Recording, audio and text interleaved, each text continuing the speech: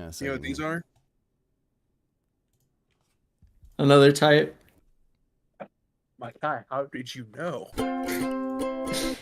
Oh, Jesus Christ. We're I'm just live, by the thinking way. back to. Oh, hey guys.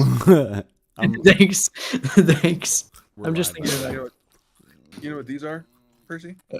I don't know if I want to make my assumptions. It's a spicy week this week, you know? Could be We're 3 still for 3. setting up while we went live, you know what I mean? Yeah, that's That's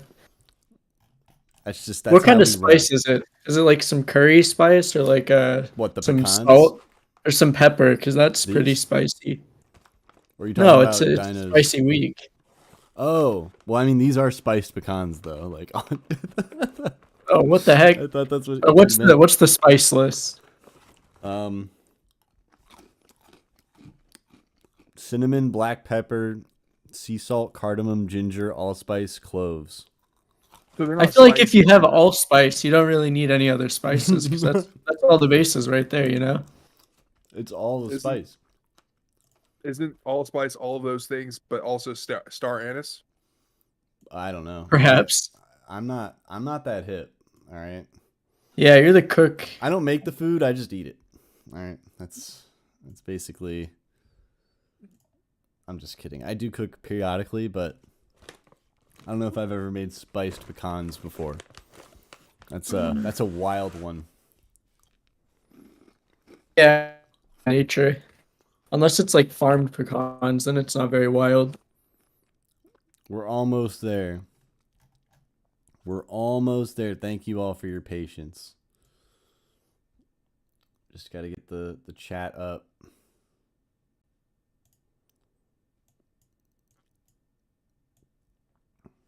Yeah, I mean, we got all 4 of our viewers here, so.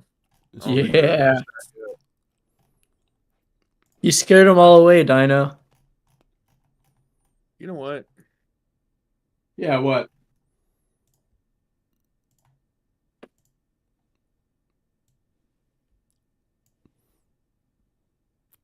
He's gone forever. That was the last time we saw Dino. Bye-bye, Dino. Ever again. He's gonna go play Teamfight Tactics. He'll be back. I don't know about that. He's like the Avatar. We just gotta wait 100 years. I'm sure he'll be here. Was it 100 years? Yeah. Since the Fire Kingdom attacked. Yeah. All right. I think I got everything loaded up. I'm not. Yeah, they might have been the Fire Kingdom. Sorry.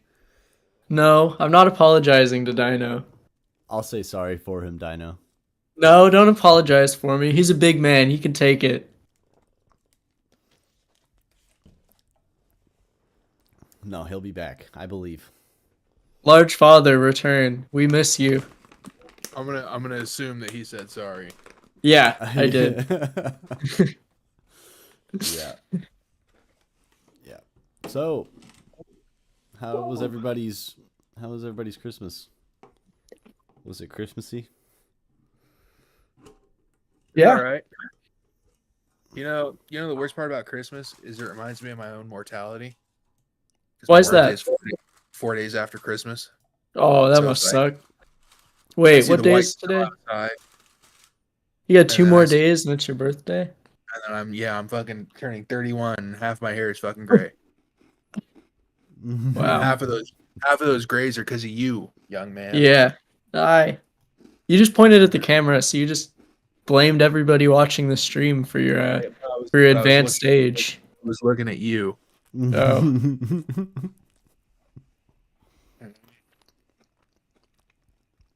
Anyway. Well, that's good, I guess. Mortality's not a bad thing necessarily, you know. Makes us I don't know. Makes us value the moments that we're blessed with. That's true. The only way you can look at it. How many submissions do we have tonight? We got 1, 2, 3, 4, 5. A good number. 6, 9, 10, 11, 12, 13. Oh. That's a great number, actually. That's my favorite. 2 away from our soft cap. Nice. I didn't say that out loud. Everyone pretend like you didn't hear that.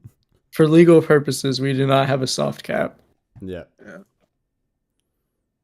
I'm just closing out of all of this. Is it a hard cap tonight, Dino? Because those pills. It's gonna be a hard cap. Actually, so none of those have blood flow effects, but there is one that I take in the morning. Yeah. It's a nitric oxide booster. And I tell you what, because ED pills basically are just nitrates. They just make your blood flow. I tell you what. Yeah. They're blood thinners, and they make your blood flow a little bit better. I take those bad boys. If I go back to sleep, I wake up later on. Well, that's normally how it works. Like if you do go back to sleep, you tend to wake up later. Not everybody. You're surprised. Yeah, that's talking about mortality, Except for the people that wake up at one time and then go to sleep and then wake up before they went to bed. It's a special kind of rhythmics dub. Yeah, we do. We me and Magdu have both used Stable Diffusion. You can also if you don't have use GIMP if you want. Like, the editor. The editor. Yeah, so you generate it in Stable Diffusion and then you edit it in GIMP later on. Which the fabled GIMP 3.0 release is supposed to be around the corner. I don't know. It's been GIMP 2 since the early 2000s, I think. So it's pretty good. It has most of the features of Photoshop besides a couple of cringe ones that you probably wouldn't use anyways. Well, thank you all for your wonderful patience. I'm sorry, I've literally been setting up and snacking for the past 5 minutes. So we're done Give me snacking. 10 seconds. 10 seconds. 10 seconds. Okay, never mind. The timer continues. But no, it's good to see everyone, and hello. Yeah, we've got a spicy evening. There's a good number of people here. Yeah. Dino's back. Right? Yeah, Dino's back, dude. Yeah. He's I was back on in my the third mix. Friday of vacation. Yeah. Hell yeah. Needed the How pillow. was it? It was all right. Only 30 minutes. I could have probably still fiefed. Word? Well, To hey, be entirely honest. we're always glad when you're here, and it's okay if you're not, but it's better when you are. It's better when you're not. Oh. You know what? Don't listen to him. Not this again, Dino. Don't listen to him. When I wake up in the morning around 1 o'clock in the afternoon, till I go to bed around 1 o'clock in the afternoon, Percy's just mean to me the whole 24 hours. That's not 24 hours, I don't think. Your math might be off. Just 1 a in the little bit. afternoon until 1 in the afternoon is 24 hours, you goober. Oh, is that what you said? Yeah. See, he doesn't even pay attention to what I say. Yeah, I kind of just tune it out sometimes. And you guys expect him to do some active listening on your tracks tonight. That's crazy. That's crazy. Sometimes Anyway, Percy's a spicy man, all right? A spicy man when he wants to be. Yep. All right. I think we should just jump into this. I'm sure that everyone has waited. Before we get started though, are we doing the thing that Raph and Percy have been bouncing around for the past 2 months, or are we just gonna do business as usual? You can elaborate. We can try on it. that. I'm down to try though. To answer one question at a time, I think is that we for the flock, we decided that it might be a good idea to try, instead of going 1, 2, 3 with each person down the questions, to do one where each person answers one in a row, and then we go to 2 as a group. And I think that might give a little bit more thorough responses to each question, since there's less time elapsed between discussing each topic for each person. It should also stop a lot of repeats, because for the most part, me and Magdu are always going to show you the graph. It's always going to come up. Oh yeah, wait, I have a folder of pictures I have to pull up. Hang on a second here. I've only got 2 pictures in it so far. Really 1, but I gotta have it at the ready. Just gonna have that. That's the picture, Percy. Just gonna have that here for when we need it later. Oh no, it's backwards. No, it's not. It's not backwards. No, wait, it's forwards. Wait, is it? No, what the? Wait, 200. That's so silly. I don't know how to draw numbers backwards. letters, bro. Hey man, Bro's he's preschool a was computer. hard. You're a robot. You're a robot. Yeah, Stop bleep lying to bloop, us. Beeble dorp. All right, let's All get right. into some tracks. Purple.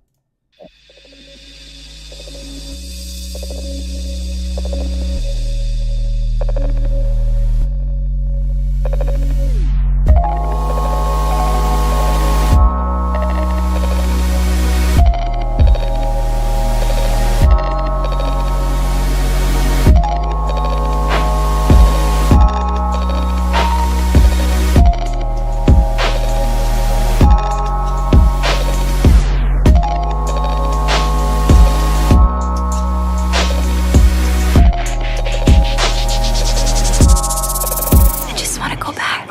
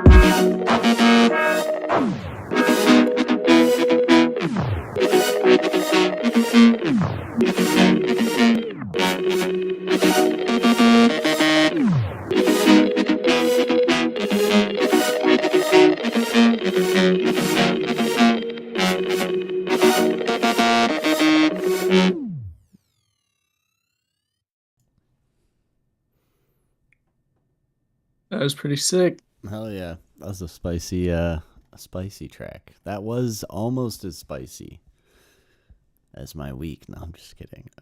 So, yeah, who wants to start? Who wants to lead us on this journey through the sub was fine. discussion?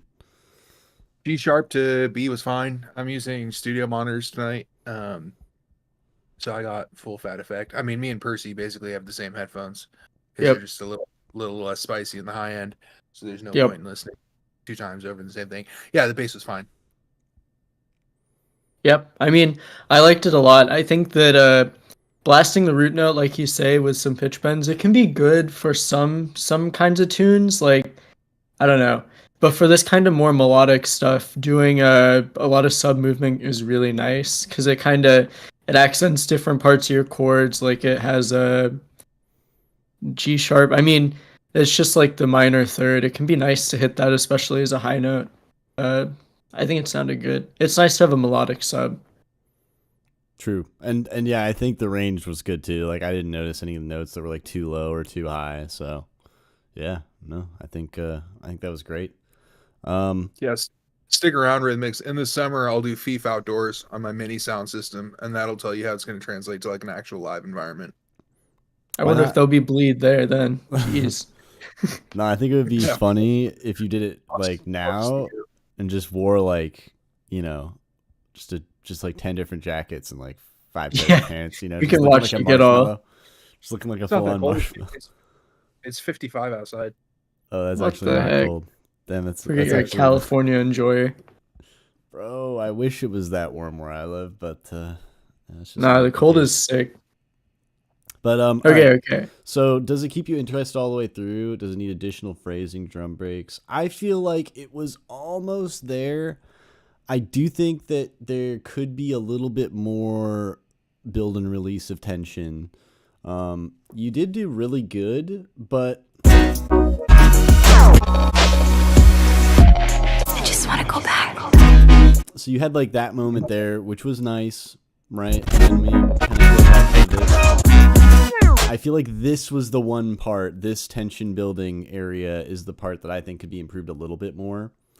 Like remove a little bit more frequencies, do the classic stuff, more impacts, reverse stuff. Maybe add another vocal phrase that kind of like plays off the previous one, especially because it's like the big kind of main. I don't want to say main drop, it's the second drop. It's the second kind of like energy release that you're giving us. So I think that could be built up a little bit more. But I do think that the drums were good. I also think they could use like a little bit more spiciness. You know what I'm saying? Just variation a little bit. What do you guys think? Sorry, it's just Are we lumping 2 and 3 together here? Because they're kind of the same question. yeah, because it's like Okay. yeah. So the phrasing felt samey. It felt like you had a chorus over and over and over again. And even though we just talked about camping the root note, sometimes what you can do with something like this, where you feel like the bit's getting too repetitive, is you can space it out with a camp root note, and then the original phrase is like either a bar and fill, or it's a call, and then you camp the root note like afterwards. And that, like, even though that is way more repetition, it makes that feel like more unique, because that was it. It's a good The contrast makes it feel less repetitive. right. It's a good chord progression. It's interesting on its own, but then when you repeat it so many times, like, it loses that zest and that flair. And so like Magda was saying, like, if you take it away a little and then you give it back, because like, especially on a track like this, or I should say in a genre like this, which is kind of like this like future like happy bass music, Yeah. No one's gonna bat an eye at 3 bars of G sharp and then your chord progression or your bass progression. But yeah, and then like what Magda said with the drops, like, you can do a little bit more, I guess, a little bit of ear candy, a little bit of transition effects, that kind of stuff. But you're usually pretty good about that kind of stuff. So yeah, go ahead, Yep. Percy, take it away. I'm sorry, I just wanted to say like I really like this first one a lot. Like Yeah. that first Yeah, transition that was was really nice. nice. So yeah. Sorry. I yeah, think, take it. like Magda was talking about, I think you could probably pull away from the build a little bit before the drop. It sounds like there's maybe like a 1 beat little pulling into the drop, but you could maybe do like a whole 4 bars or like a whole bar or something of silence and kind of build into it there and tease the bass. I think that just empty space before your drop always makes the build hit harder and makes the drop hit harder. So I think that would make the second drop feel a lot more impactful. Like Dino was saying, I think having that sort of a call and response between the root note and then your chord progression is like the response or the call would do wonders for like spicing it up a little bit. I'm also thinking if it's G sharp, you could do like some kind of break out of that chord progression. Like, you kind of keep repeating, but you could go up instead of going. I'm trying to think about what it would be. Let me listen back real quick so I can. It's like bum bum bum bum bum bum bum bum bum bum bum. I don't know. Like, just go up from there is what I'm hearing in my head. I'm not sure quite how to vocalize it, but you could break out of it by going upwards instead of going back downwards into the repetition. So play around with that as my suggestion. But yeah, that's about it for that question. Yeah. Yeah. And let's see, fourth question. Do you think I could release this with the other track alone from a few weeks ago? Maybe include Time from a few months ago. I think that they would be similar enough for a 2 to 3 track EP. What about y'all? So, I mean, I'll quickly hop in on this if that's chill. The reality is you can make a lot of things work together that you may even not think work together. It really comes down to the mix down. The arrangement obviously helps for it to be similar, but I don't think that's always necessary. I think what really matters is, do the mixes and masters feel like they belong together? And that's like something you can always work on. So, I mean, if you want to put the tracks out, I would say go for it, like work towards that goal. Even if it is an EP rather than just a single. But yeah, what are y'all's thoughts on that? That's just the way I think about it. So I was actually told recently by a friend of mine who runs a label, the guy that's shopping some of my music, that the singles market better as far as like Spotify, iTunes, Amazon, and Tidal go. Singles work better than EPs, so keep that into consideration as well. But it's also good to have cohesive music that is like in the same. I use the term zeitgeist, in the same zeitgeist as each other. But yeah. Reminder that 2 tracks can still be a single. Like a single is not always just one song. Like it comes. I think it's from vinyl days, right? Is the LP? Yeah. And But EP is 4. It's 2 Yeah. tracks per. But a single is just a single track on. Well, the vinyl. but a lot of the releases have single. Like you can upload more than one song as the single, right? Sure, maybe, I don't know. I'm pretty sure. So you can still like label it as a single and just have like 2 songs, or you could just do like 2 singles, release those, and then can make like 2 more songs in this style and have like a small EP or like an album or something. You can like have the best of. I wouldn't drop singles if it's going to be an EP though. But if you have like, you could build up to an album and then just drop them as singles from the album. I don't know. I think it's definitely like. Oh, what were you saying? No. I was just gonna say, to answer, I saw his question there. I would say yes. Like the mixing and mastering is pretty much the most important thing at that stage to get working seamlessly. Yeah, there's like you want people to be able to play through it and have it all be consistent and like levels and feel as well, but mainly just levels. You don't want to have them like turning up or down their volume when a new track on an EP comes out or something. Look, boys, long gone are the days when people put on the first song of an album and listen to the whole thing with fucking gapless playback enabled in their fucking CD player. Or, I think on a vinyl or that happens a lot in dubstep though. Like I think especially with EPs, a lot of people listen straight through an EP when it drops. Yeah, that's what that's what I do. But I also buy vinyl, right? Like who does that? Nobody does that. I buy vinyl. Okay, nice. Yeah, most people Yeah. probably don't buy vinyl though, so I feel Dino's point. But yeah, no, I think those are my thoughts on that. I think it's worth putting them together if you already think that they belong together, then you're probably on the right path, and I think that you should just put them together.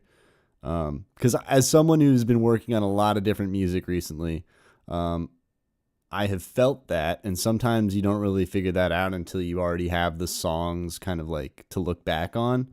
So yeah, I would just focus on mixing them together, like, and not mixing them together from like a turntable perspective, but mixing them like to the same levels as we were just describing, all that kind of stuff, making sure they all feel like they belong in the same, loudness, space, all that kind of stuff.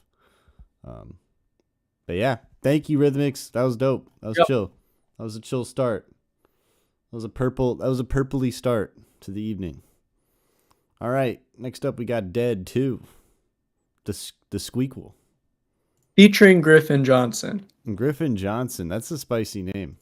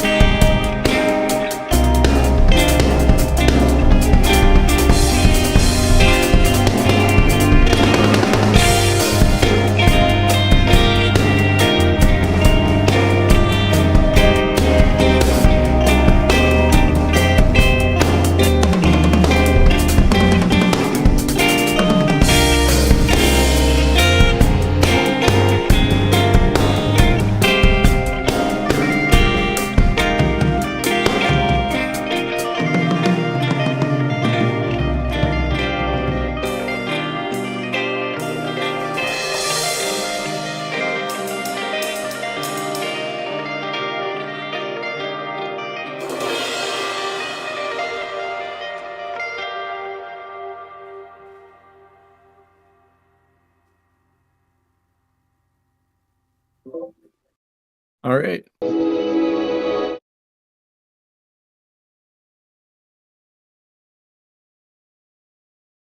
Yeah, I'll go start. So I'm gonna bundle the how do they sound in the mix and what could I do to make them sound better question about the drums into one because they're kind of go together. I think that you could make them sit a little less. It feels like there's two completely different spaces going on. Like you have the live take space that is like not very. It's not very wet compared to the guitar.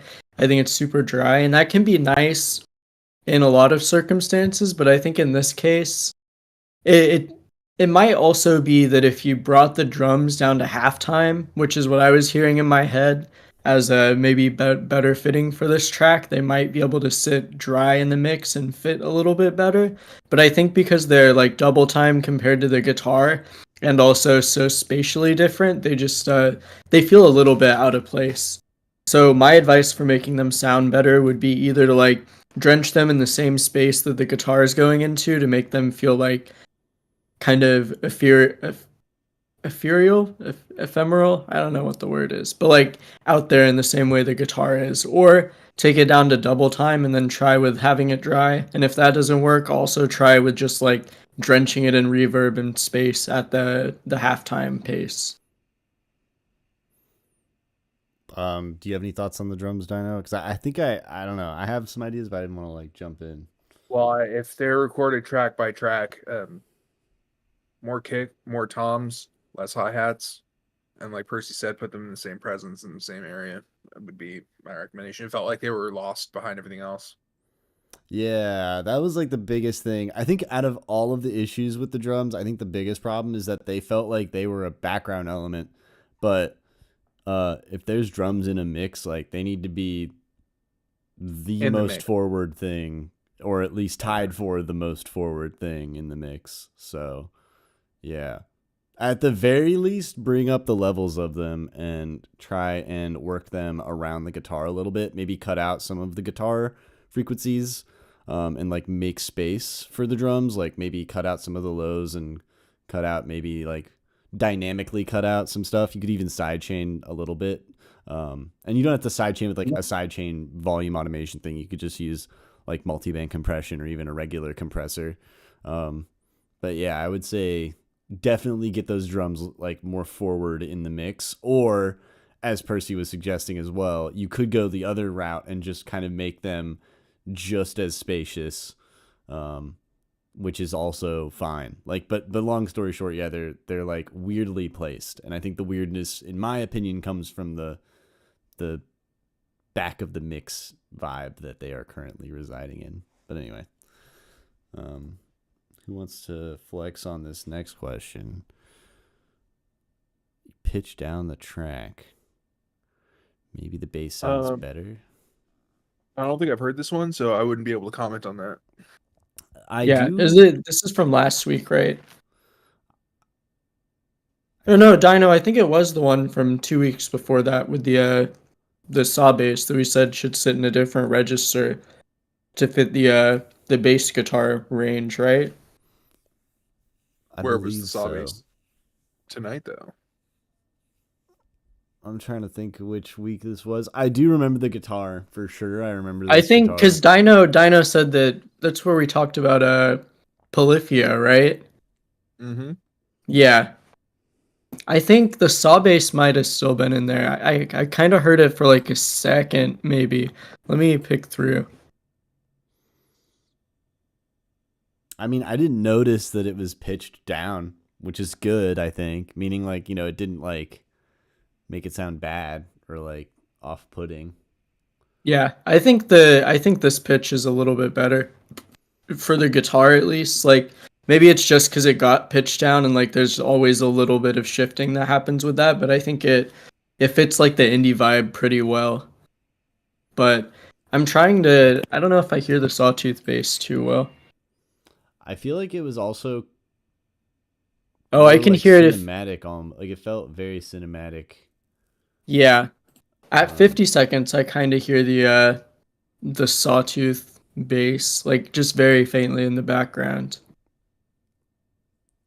it kind of reminds me a little bit of some of the stuff that was made for the Diablo 2 OST.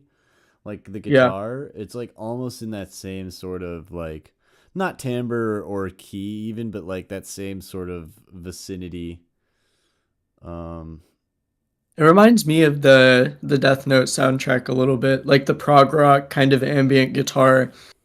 That's why I think maybe reference the drums on like the more prog rock side of that OST, because they're kind of a good example of how drums should sit in that genre, I think.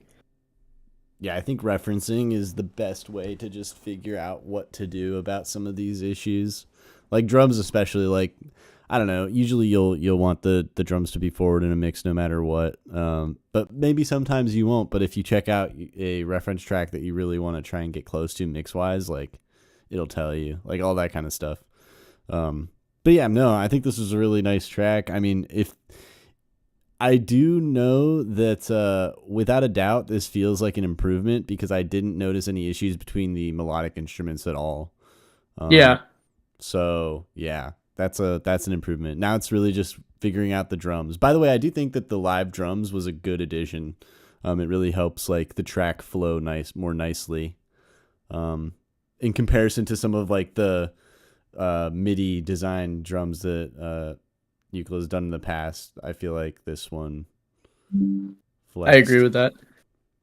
More cohesive because everything seems to be live. Yeah, I just feel like it all belongs together, you know? Feels like it. But anyway, yeah, thanks Euclid. That was fire. That was a great second track. It even had the number 2 in it. Let's go, dude. Where was Griffin Johnson the drummer though? I need this answered. Oh yeah, who is Griffin Johnson? That's a good question. Inquiring minds need to know. Yep. Yeah. These are the questions that science still can't answer. Only Euclid can answer it. Yep. You ask us questions, we ask you questions. That's how it goes. All right. In the meantime, though, we got a large burper in the house. All right.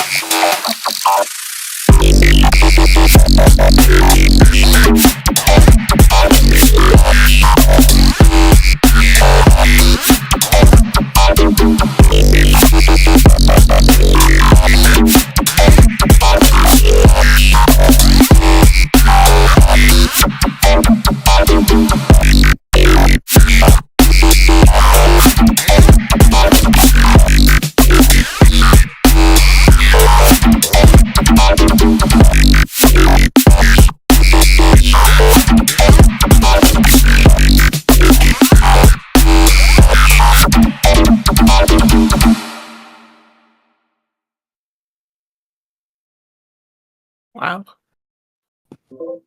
Sick. That was Anyway, nuts. I'll be right back. Oh, he's dipping. Questions are in our chat. Word. I guess I'll kick us off unless you want to. I have some ideas. Nah, you can kick us off. Yeah. Cool. So I feel like the flow was great, so I don't even want to talk about it as far as like anything I had wrong with it. But as for like frequency, ear piercing questions, I think I think that like there's like a couple things that could be differently balanced. So like the basses sound awesome, but I feel like there's like a little bit too much low mid stuff going on, like teeny tiny, like microscopic amounts, not like a ton.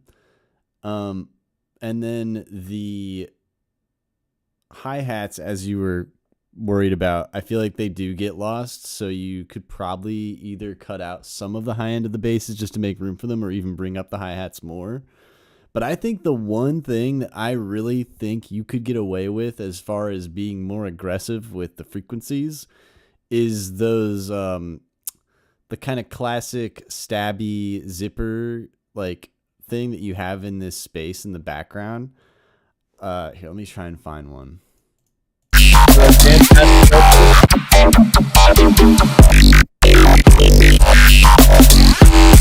That one, yeah, those, I think you could make those way more forward on the high mids, high frequency area. I think those could be like a lot louder, and you would be fine.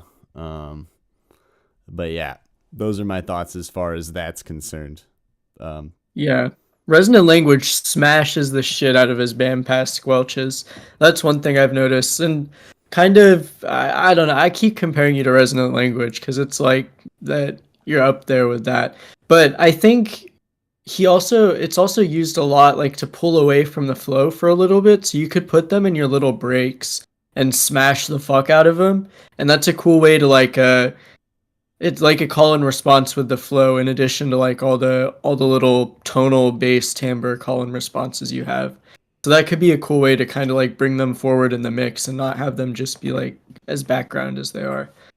But the flow is not choppy or hectic at all. I think if it's like, I like the first drop probably more just because it feels like it has the best motivic development. I think like there's a nice theme in the bass and it kind of gets developed the whole way through. But I think that having a second drop like that is really good for this style where it kind of just it gets crazier in a really like nice to listen to way. I think like first drop more straightforward, second drop more experimental is the way to go for this like neuro hop. What genre? Just like Glitch hop, neuro hop, technically. glitch Neuro hop, yeah. yeah. Yeah. It goes But hard. that's the way to go. Neurohop is the best, man. Glitch hop is the best. Bring it back. But that's what I gotta say. Are we addressing the first question right now? Is that what this is?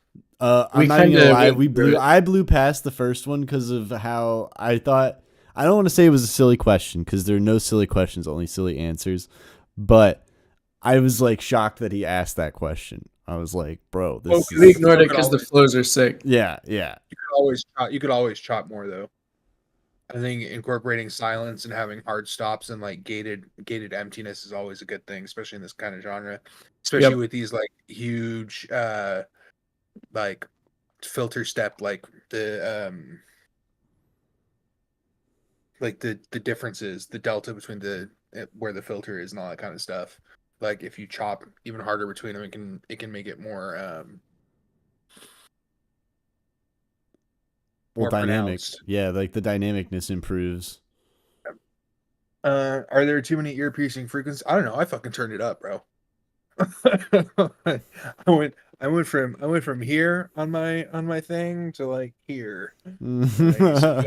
I saw that's why you muted your mic, huh? You were turning it up. You didn't want it to bleed through. Yep. And are the hi-hats I don't think that I noticed the hi-hats, but I didn't also not notice them. I didn't feel like they were missing. Yeah, I mean, as usual, your mix is spectacular. Like, I don't see what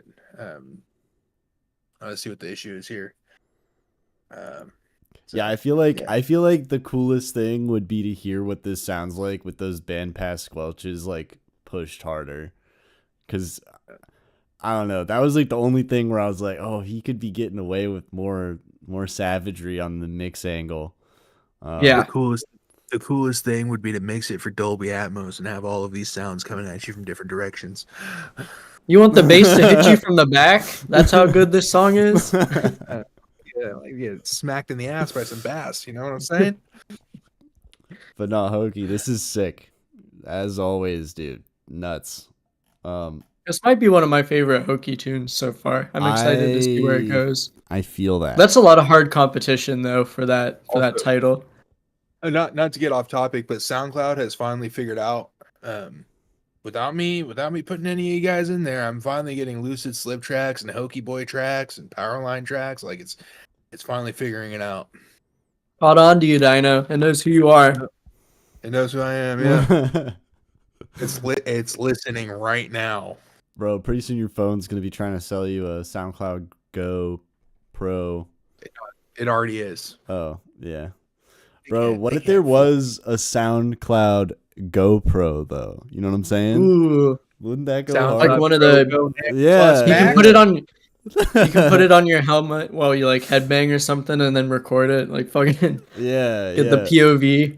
It was like those what was it? There were like those snap glasses, those things. Oh. It's like that, but for SoundCloud. Oh, Yeah, we need it.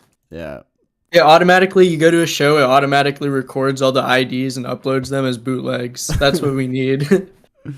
Oh. But yeah, fuck. I wanted to say more, but I just don't have much to say, dude. Like this track is I think we got to start talking about the next track. Is what we got to do here. yeah, Hokey, dude.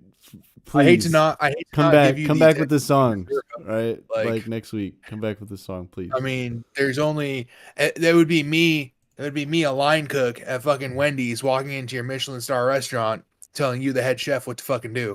Like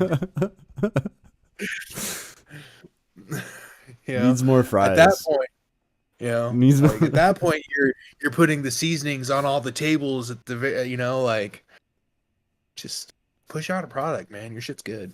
Yeah, Like, yeah. Hokey's don't even trip flexing. on it. Thank you, Hokey. We love you. That was dope. All right, next up, do the work. Look at that. He's like, do the work. Yeah. Oh, I gotta Wait, what? What's happening? yeah, go ahead, play the track. I'm gonna add this to our list of icons.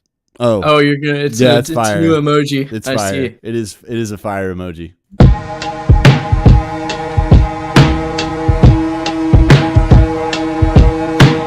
Got some rags, leave some witches, ripping drives, wash some dishes, smoke outside, cigarettes, you need to do the work. Got some rags, leave some witches, ripping drives, wash some dishes, smoke outside, cigarettes, you need to do the work.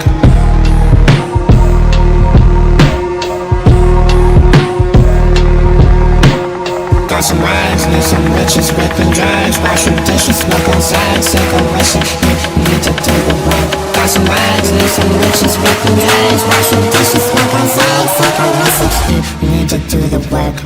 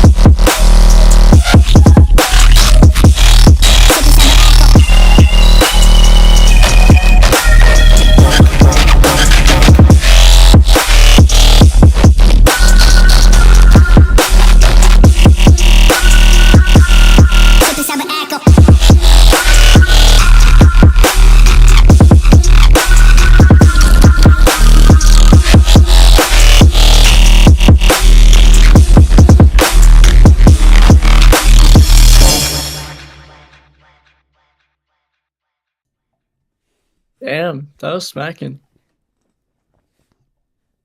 Yeah, that was smacking. All right, Dino, you left us. You have to start. You have Yeah, you're on the chopping block. to. Oh, let me turn you guys back down again. Sorry, I had to turn this one up too. It was fire. I was sick. I'm glad you're back to making bass music, Scrooge. I don't care what you say. It's just fire. All right. Let's see here. Are the melodic elements in the drops additive or subtractive to the vibe you feel? Are we gonna have to make a meme image for the call and response stuff? I Yes. think we might. Okay. So I felt like you had like the especially the top end stuff like was really, you shouldn't layer it on top of your bass movement, right? I feel like it subtracts there. It is additive to the track as a whole, but when it's going on at the same time as the bass movement, then it's subtractive. And yeah, especially because you have like so many different like melodic top ends that you could have used that you could just cycle through them. And then earlier, like we were talking about, like when you have something like that that's repeating, it loses its freshness and becomes stale. So in this case, instead of playing it and then looping a portion of it like over and over again, you would just play it and then just not have it. And then you would just play it and then you would just not have it. And yeah, that's what that's all I have to say about question 1, because we're doing them one at a time, right, boys? Yes, sir. Yes, sir. Yeah, I feel Alright, like alright. I'm Just gonna wanna make piggyback off that because I agree with Dino. I agree with you in the sense that the melodic element itself is good, but I think the way that it's sitting with, especially the bass, because like yeah, it's like taking all of this energy away from, in my opinion, what is supposed to be the most like forward element other than the drums. Well, I guess like it's like on the same level as the drums, but you know what I And mean. also the bass has enough top end to fulfill that purpose. Like this is a very Yeah. top heavy bass.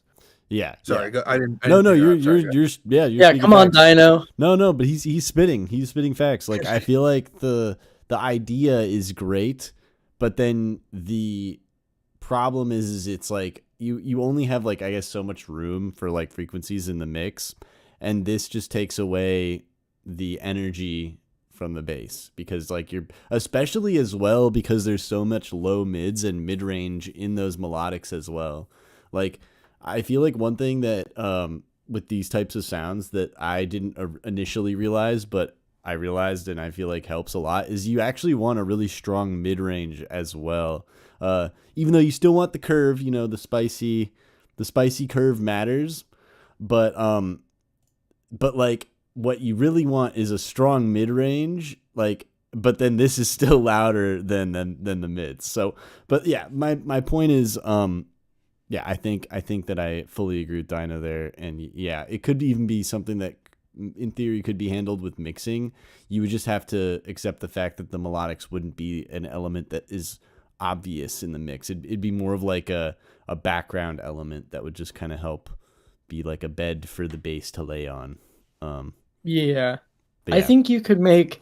I don't think there was a lot of width in the drop, so you could hypothetically make like your nerf the volume on the melodic stuff and then make them wider, and then that would be they wouldn't be fighting as much. Because I think the main issue right now is that like Magdude and Dino have said, they're really fighting and competing for the frequencies that the bass have, which you don't want. You want them to be in harmony and hold hands, not to punch fists. You know? Yeah, like Dino, very sensual hand holding. Not like that. No. That's a bit too. Save that for the breaks. But I think that you could separate them spatially, and it would be very beneficial. Or you could just I don't know. You could also just save melodic stuff for the breaks and like builds and everything. Honestly, like you can just leave the drops as the bass's territory. Like have them all sectioned off like a little lion pride. But that's my main thing. Or like a Dino's idea of the call and response is pretty good too. Although you already have like, I don't know how well a melodic call would work in this song because everything else is so strong. So you can maybe like even put the melody, like try and map the high end frequencies that the basses are playing to the, yeah, just like that. Oh, okay, hold on. But you could like try and have the bass play the melody so you don't like completely lose the idea. I went orange. To elaborate Percy said on how well that'll work. You would have like an 808. So you know how you get like that in the kick? You would have the last hit being 808, and then you'd have the melodic top end. And then instead of bringing in the really screechy boy bass, you would just have it be the melodic stuff. And that's how you would fulfill that call and have it be at like a similar energy. But anyway, question 2. I'm going to lump 2 and 3 together just because I feel like they both deal with loudness. Is the intro too close to the drop in loudness, leading to less reward of the drop? If you have to ask that question, the answer is yes. Like if you think it is, then it is. That's entirely on you. Do I hear any harsh crunchy frequencies that should be reduced? I can't hear about 18.5K. You hear more than I do, so you got more range than I got, buddy. I mean, you could always just brick wall at like 17, but then you might lose some of the air and sparkle and that kind of stuff. But I can't hear that stuff anyway. But yeah, that's questions 2 and 3. Yeah, I mean, I'm gonna do the same thing. I think, Dino said it all. I do think that, you should definitely get rid of more energy before the drop, because in what elements the vocals have way too much low mid energy for that I feel like moment. the vocals they're imperceptible anyway. Like just really push them to the background as an instrument rather than as like a vocal element. Yeah. Because they're not fulfilling a lyrical purpose if they're unintelligible. So. Yeah, no, I think Dino's spitting there. Like, if you want your vocals to be forward in the mix, then they have to be clean. Otherwise, if you really want to affect them, because like I've made some songs recently. In fact, like there were some lyrics that you sent me, and I affected them on a track that I was making. I sent it back to you. I feel like the way you do it is by still making it legible and clean. So like, I noticed you have like a good amount of reverb on there, and there's like a lot of like spatial things happening. That kind of stuff can make it very not clean and dry. Maybe dry is the better word to use here, because like you can affect the vocals, but it still feel like there's clarity in them. And the clarity feeling is something that I think you can never really get away with. I don't want to use double negative. You pretty much have to have it if you want your vocals to be a forward part of the mix. Now that is a creative decision, and you could say, screw you, Mag, do it. I'm going to do whatever I want. But always reference. And all the tracks that I reference that have vocals in them do that. So that's why I'm suggesting it, because that's why I do it, is because a lot of the tracks that I like that have vocals in them have very clear, pristine vocals. I don't know about that. I'm going to disagree with you a little bit there, in that I think you can go one of two ways. You can have it like clean and clear, or if you want to make it affected, you have to lean into that. Because there's a lot of banger bass music songs where, like, especially with rap vocals, they get fucked. But it's like that fuckiness gets really leaned into. Like, what's it's the Cursa song, I think, Syruped, that like really fucks the shit out of the vocals. And it goes hard. Like the main bass is literally just the vocals with a like fold back distortion or something. And in the intro, they're kind of not as fucked, but I think if you lean into that fucky vibe, it can go really hard. But you have to you can't sit in the middle between like having it clear or having it messed up. Like you have to really pick a hill and die on it with vocal processing, in my opinion. But that's my shtick about vocals. Yeah, no, that seems sensible and fair. Because obviously I guess there is a way to make anything work. It's just the context of the track. But yeah, I feel like when you are affecting things to the point where it's becoming a lead element, yeah, you can't have it be not lead. And I feel like even in that Cursa track, I'm not certain because I haven't heard it, but my guess is he still made it clear, like a very dry sound, even though it was affected. I would assume that it was still dry. Not from like dry in the sense like there was no distortion or anything like that, but like very little like space or reverb, like really big reverbs are great, but I feel like they should be used for periods of time, not all the time. Yeah, or like you can also just do like NASCO is a cool rack. It's called like NASCO sidechain effects. You can get it like I would buy all of NASCO's like Max for Live racks and everything. But you drag an effect in there and it sidechains that effect to the signal that you're putting into the effect. So it like creates two separate chains. And then you can have like you can still have the clear vocals with all the reverb, except the reverb just happens when the vocal is not hitting. And that's a cool way to add that space, but also not worry about stuff getting as smeared, in my opinion. Yeah. But yeah, thank you, Scrooge. That was a cool track. I am enjoying the bass music bender you're on right now. It's, in my opinion, much saucier than rap music, but what do I know? I'm just a guy who says shit. All right. Yep. Next up, we got Justin with Mixed Emotions. All right. Well, maybe we can help you with that. Maybe we can help you find We'll be your therapist. yeah. Oh, and yeah, Twan, we just finished with your track, so you may have to watch the VOD on God. That rhymes.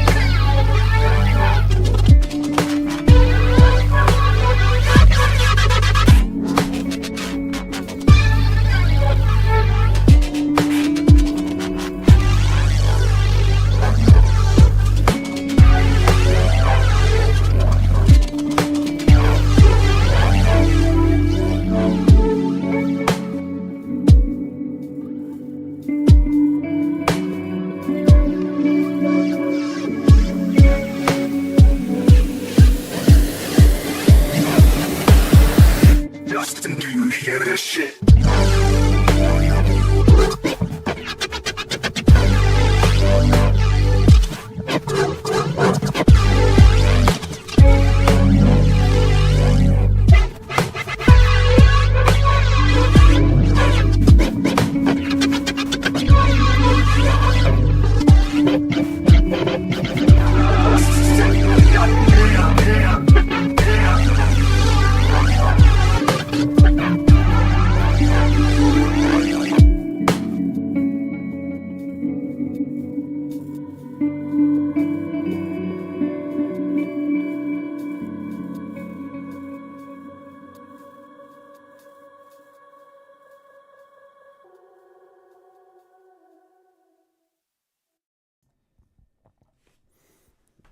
Hell yeah. I'll kick us off. I'm not gonna answer the first question because this is a good Christian server. Plus, it's and like we're the all same. abstinent It's like from it's marriage. both of the same answer. Like it's the same thing. You're asking this. Like it's not like an or. You know. Yes, Yeah, it's an please. and and right there. Yeah. And then glitchy fills or responses annoying / don't fit. I know some of them sound like they don't belong. What would you do? The only thing that sounded like it didn't really belong. Okay, so I don't know if it was the stream because I'm listening to it through Maggot's screen sharing here. It felt like there was like time jumps and not in like a tasteful way. It just felt like it just black and white, just like skipped or something.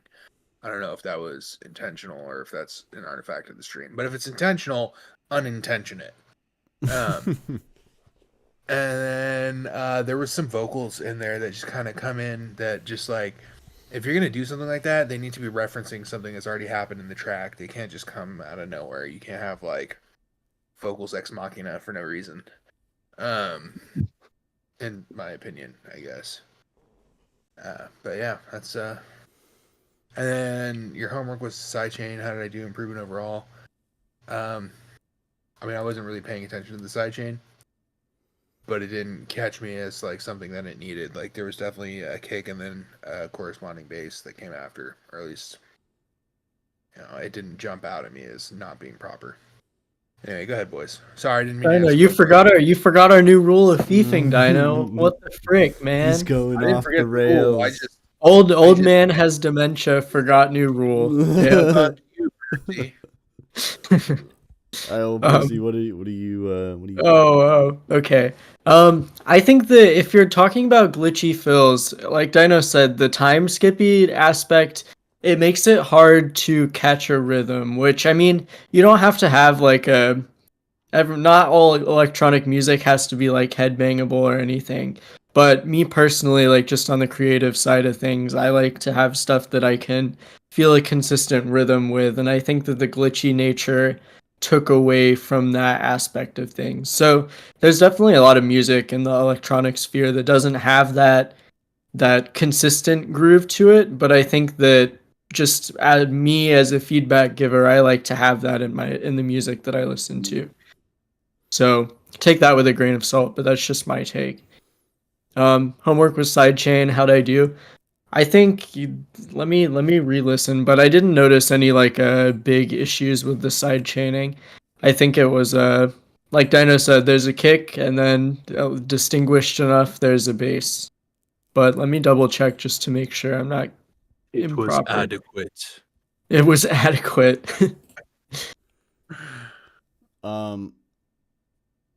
Here, I'll wait till Mr. you. McMahon. check. Mr. McMahon would be pleased.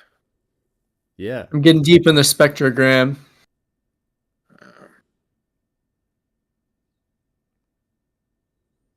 I would maybe do some look ahead on your compressor or whatever you're using to sidechain, because it looks like either there's a little bit of delay in Ableton. This can happen where, like, because of the way that it does latency, you can have your sidechain be a little bit off from where the kick actually is what it looks like on the spectrogram, to me at least. So you can do this, you can fix that in two ways, adding look ahead of like 5 milliseconds, I think, can Ableton compressor do look ahead?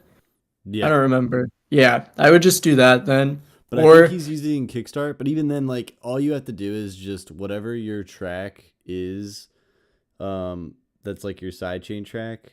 You can just duplicate it. Well, there shouldn't be look ahead delay unless there's something. Just because I know what sidechain plugin he's using. So my guess is either you have it either set to sync and it's not triggering on the audio properly, or MIDI properly if you're using MIDI, or it's not picking up on certain drums at the right time, which means like there's basically a couple ways to address that, but most of the time if your drums are dynamic enough, that can happen. So usually what I always recommend is switching to MIDI for sure. Yeah, MIDI is the best way to one. I would also suggest this. It's going to sound complicated, but it's not really.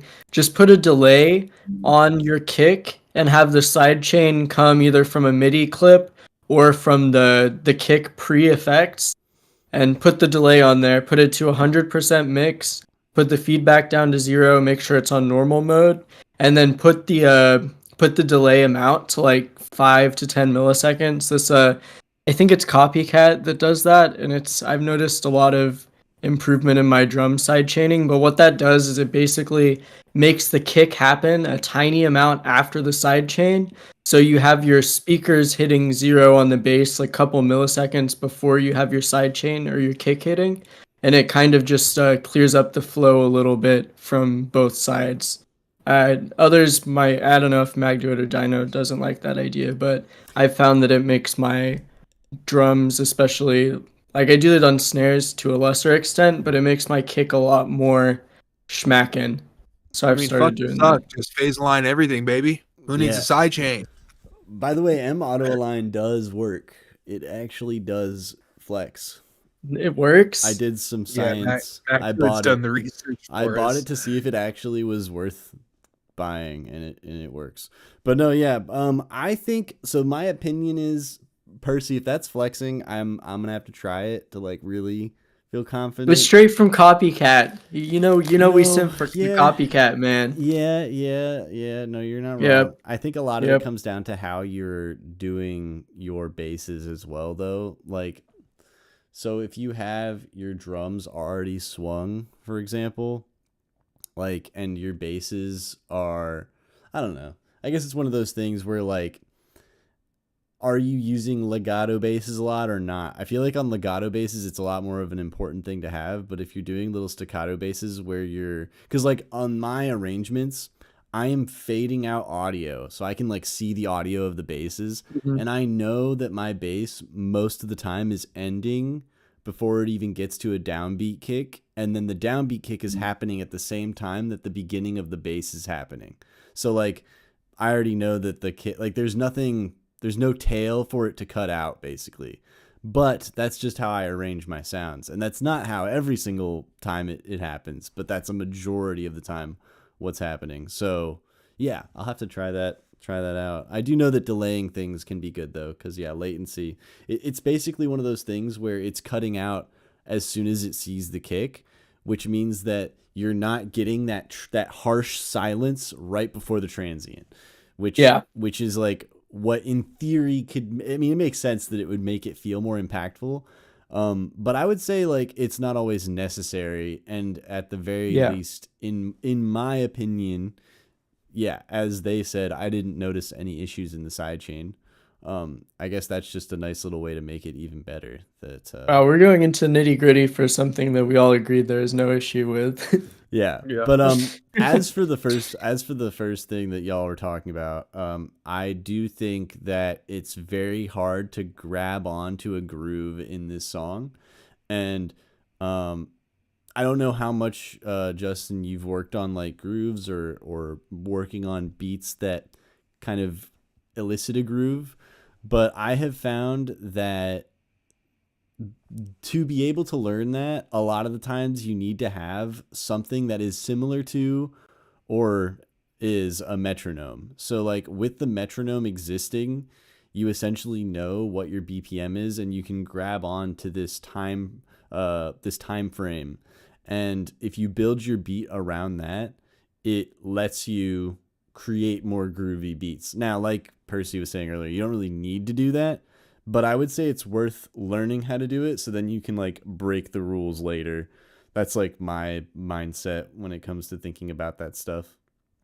So yeah, I would like either have a hi-hat on every like, what is it, like quarter note or eighth note, or something like that, and just work around that, and then maybe start taking some drums away, but always kind of keep that sort of flow or groove.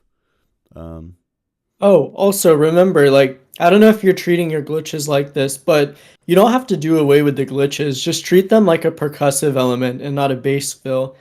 That's like once you get to like those staccato glitches, it can be really beneficial to just think of them as like a purely rhythmic element with like some timbral stuff. But I don't know. A lot of time with fills like that, it's better to think of them as like a really quick staccato percussion in my eyes. And then you can kind of work that into the groove as opposed to having it just be like a glitchy randomness, quote unquote. That's my quick spiel that I wanted to say. Well, word. All right. Well, thank you, Jess. Yeah, no, it's a cool song. I feel like the sidechain, I guess like the homework gets a good grade. It's definitely not bad, which is good. Because I remember when you first shared your other track and the sidechain was I don't know, just I couldn't feel it, which is usually a bad thing. Anyway, yeah. On to the next gang member. Crafty. No Place Like Home. Oh my gosh.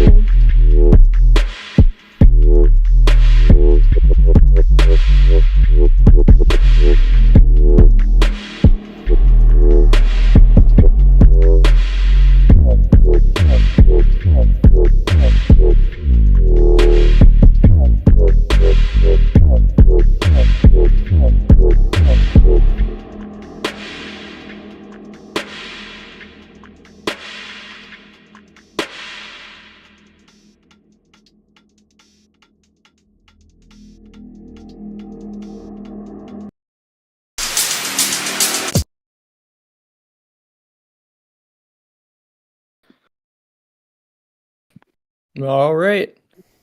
Who You wanna wants to crack kick the us Conqueror off first? here? Yeah, Me, I'll kick us off. So I think that I don't think the mids are too low at all. I think they're kind of at the right volume. Uh like in the harmonics in the mids were pretty good too. We had like a third harmonic was pretty present, which is like the C an octave up. But I think that we're missing actually some high end here, or like something. Like there was mid bass presence, but I think it was kind of outweighing the high end a lot. So maybe some high end being brought in could be nice. But how's the Dino? You have the monitors. How does the mid sound on that? Whole track feels quiet. Yeah. Do you think it's because of actual volume, or do you think it's because it's lacking high end? You want me to address the sub? Okay, so to address that, I have to address the sub level. Yeah. I have it at the same volume that I had the last track at, right? And even though I can see on the Spectro, there's bass, and the bass is hitting in a range that these monitors can easily and accurately reproduce, it's just not there because it might be just too clean of a bass, and there's nothing like higher along the harmonic series. It's just not like representing, and that without having that third and fourth harmonic in there, which is in the mid region, like it's just not going to push it. So it just felt quiet. The whole track did. Yeah. No, I mean, Yeah. I feel the same way. I do see what Percy's saying though. Not only is the whole song a little bit quiet, but I also think because you're lacking full spectrum vibes, like because you're lacking, hang on a second, because you're lacking this kind of a vibe. I might have to make one of these without the guy behind. No, you know what? The guy behind it's great. All right. No, the guy's the best part. You're right. But the point is this shape. Oh wait, I just realized it's probably behind because of. There we go. So this shape is really important, and I feel like you have this a little bit. I think you have a little bit of like low mid stuff, but it's actually kind of working here. But I think the reason why it's working is because there's nothing really in the mids or the highs. And because you don't have this shape, it's like not impactful. And it sounds like you're going for like a deep dub sort of vibe, which is fine. But even in deep dub, it's worth having sounds that are in that range. Like even your hi-hats. There's a lot of percussive stuff that happens in deep dub that fills up the rest of the frequency range. You have toms, you have claps, snaps, snare fills, hi-hats, cymbals, like a lot of those. Yeah, like the And hi-hats especially. not just reverb on the snare. That can't be your only high end element. Yeah. I think the hi-hats as well were like, I could hear like a loop, like a shaker loop or something.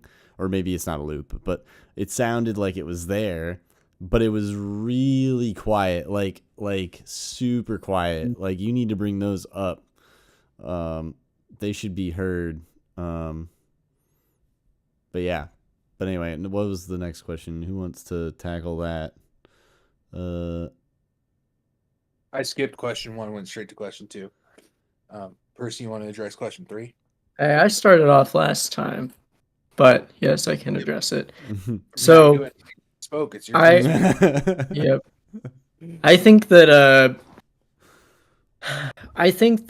I would probably I don't know. I would probably polish up on like your getting like a full spectrum sound and like good, maybe better arrangements before I dive into like mid side EQ and like the really nitty gritty of mixed sounds. I think that like when you're at a state like getting that creative and like the very broad strokes mixed down stuff kind of completely locked down, I think it can be detrimental to hyper focus on like the really like mid side EQ and all of the like really technical sides of mixing. I think that probably doing the more broad things first is a good idea. But like yeah, with Oh, yeah. sorry. I was gonna say even like gain staging, right? Like if you can get the levels of all your stuff sitting right, that is, in my opinion, like you're saying, a lot more important on the hierarchy of important things to do than worrying about EQing at all. Like EQing can come after you get the volume levels to the right spot, kind of a thing. Maybe we can pose this question: are you still trying to make music on Apple EarPods? That's the first question I have. That is a good question. Because if you are, this is pretty impressive for that. I thought didn't someone get a pair of Audio Technica headphones? Surge got the Audio Technica headphones. Okay, I knew somebody. Surge moved away from Corsair hyper bullshits to fucking actual headphones. Then what do you? Fucking Monster at 9 o'clock at night? Yep, and I just had a Pepsi too. He's gonna be up for the next 75 billion years. No, I'm just. That's kidding. me. I'm the eldritch entity. What headphones? What headphones? What did you get? This is important. Inquiring minds want to know. Yeah, but I still have a lot to learn. Well, yeah, I think We all have a lot to learn. Yeah, yeah. Yep. I would like to learn what headphones you got. Yeah. Oh man. Yeah, that could make a huge difference. Like, oh, okay. 900Xs, rep them, Percy. Hey, let's see. You got the funky high end like I do, but the pristine flat mids like I do as well. Welcome to the club. Those are good headphones. I give Percy grief for having them because there's like a weird. The only thing is the high ends can be nerfed a little bit, so your high ends might be a little bit harsher than you hear them in your headphones, but they're really good. And yeah, I'd rather have slightly nerfed high end than extremely harsh high end. Personally, brother spent his whole budget on just the headphones and then went for an interface on top of that. That's crazy. He was like, I'm going to spend $200 on headphones and an interface. Spend all of the money on just the headphones. Good for him. Good for you. I mean, yeah, I guess I'll just like I will add, I guess, to this third question. Like, okay, so mid-side EQ is good. It's worth doing. But I also think that it's not very helpful. Like 99% of the time when I'm personally working on music, there's obviously moments where mid-side EQ is great, but I find myself not using it all the time. Like I would say I do use. It's a very situational thing. Yeah, like it's not gonna. Versus like a utility, like a gain on a utility, I use that all the time, or a limiter. Yeah, I only use mid-side EQ. I've never used gain actually, so I don't know what you're talking about. I've never even put a utility on my tracks, but can we kick him from the chat? I love spreading misinformation. But yeah, no, and I'm not saying you did. I'm just saying in general, like if you really want to focus on it, you can. There's a 10-hour masterclass by the same people who made the 10-hour masterclass compressor video on EQs that even I have not dabbled in yet, but I need to because it's probably a wonderful video. But I feel like I have a pretty good grasp on EQs, so that's why I haven't dabbled. So for those of you guys who have not experienced the 10-hour classes from what is it, mastering.com or something? Yeah, hang on, let me find it. I'll find it. Here while you're. What you do is you put it on at nighttime on your phone. And you stick it on the pillow next to your head. Yeah, you'll just let it seep in overnight. Because if you listen to the whole thing, you'll want to quit music. That's not true. I found it. Mastering.com. This is it. This is the one that I haven't seen this one yet. It's actually 9.5 hours. It's not 10 hours. Oh, whatever. Fine. Yeah. I should have been more honest. I should have. Yeah, been you were lying to us for the sake of making this masterclass look better. What you mean worse? Actually, it depends. It depends on the perspective. 10 hours is a nice even number, and 9.5 is very odd in two ways because it's a half and a 9. But let's see, 10-hour masterclass on compressors. I've actually watched it almost twice. I keep going back to it. Yeah. I keep going back to it because there's parts in it that I reference. But yeah, this one is 10 hours, okay? All right. These two videos are like a class in school. Like, Yeah. honestly, but they're great. No, they're like 5 classes in school because classes are usually an hour. And 15 But I minutes. meant Well, just like talking about the like entire a class, course. like the whole course, Yeah. like you go to take a Yeah. class. Okay, so like I Yeah. wouldn't like my Jagex launchers. Are you a robot? They're trying to get me to play RuneScape all of a sudden. No, but Oh, no. so here's the thing. These 2 videos are not meant to be watched in one sitting unless you're crazy. I'm not crazy, but if you're crazy and you want to do that, that's fine. But what I do think is really great about them is you can learn everything you need to know about an EQ and a compressor in like, each one of these took me about a week to a week and a half to like fully get through. And I took notes. I'm sorry. Well, this one took me a week and a half. I assume this one's going to take me a week. I have not watched this one. But that's just because I think I know everything about EQs. There's nothing I need to learn about them. So You don't know about EQs? no, I said I know everything that there is to know about EQs. Right. All right. I don't. Yeah. I probably don't. But don't tell me. You know how to EQ? Name every EQ right now. Name every single brand. I already went Honestly, to school and used EQs in person, so I feel like EQs were something that I didn't have any issues with, whereas compressors I really didn't understand very well until that video. Yeah, And because you're a massive L. exactly. All right. Are we done harping on this guy for wanting to do mid-side EQ? No. I'm just trying to help point him in a direction where if you want to take like a class for free and learn everything that you would ever need to know about EQs and compressors, both of those videos are amazing. I need to watch the EQ video, but I've been egotistical about it, I guess. God, gotta squash that. But thank you, Crafty. That was a nice dude. Sound design was flexing though. That was a crafty tune. Yeah, Very. the sound design was on point. I feel like the mix downs, once they get better, they'll go crazy. So yeah, I look forward to hearing more. Oh, another thing. I do think, I just want to say one last thing. I do think that arrangement-wise, the snare is overused. I would experiment with having more fills and or more percussion than just the snare. But as to help the previous Feefer, you can see how having the snare does make it easier to groove though, because we had this like constant reminder of what the tempo is. So things like that being used throughout the song can be really beneficial. So it's good, but also you went like too far in the other direction where it's like all the time it's there. I would say cutting out the snare more often could be beneficial for this track. I know. Are you not going to do your snare spiel? The cut every other snare? That's super advanced. That's an advanced one right there, right? Time signature fuckery that like should only be used when you're getting When you feeling want to like, bother me about a song, I guess.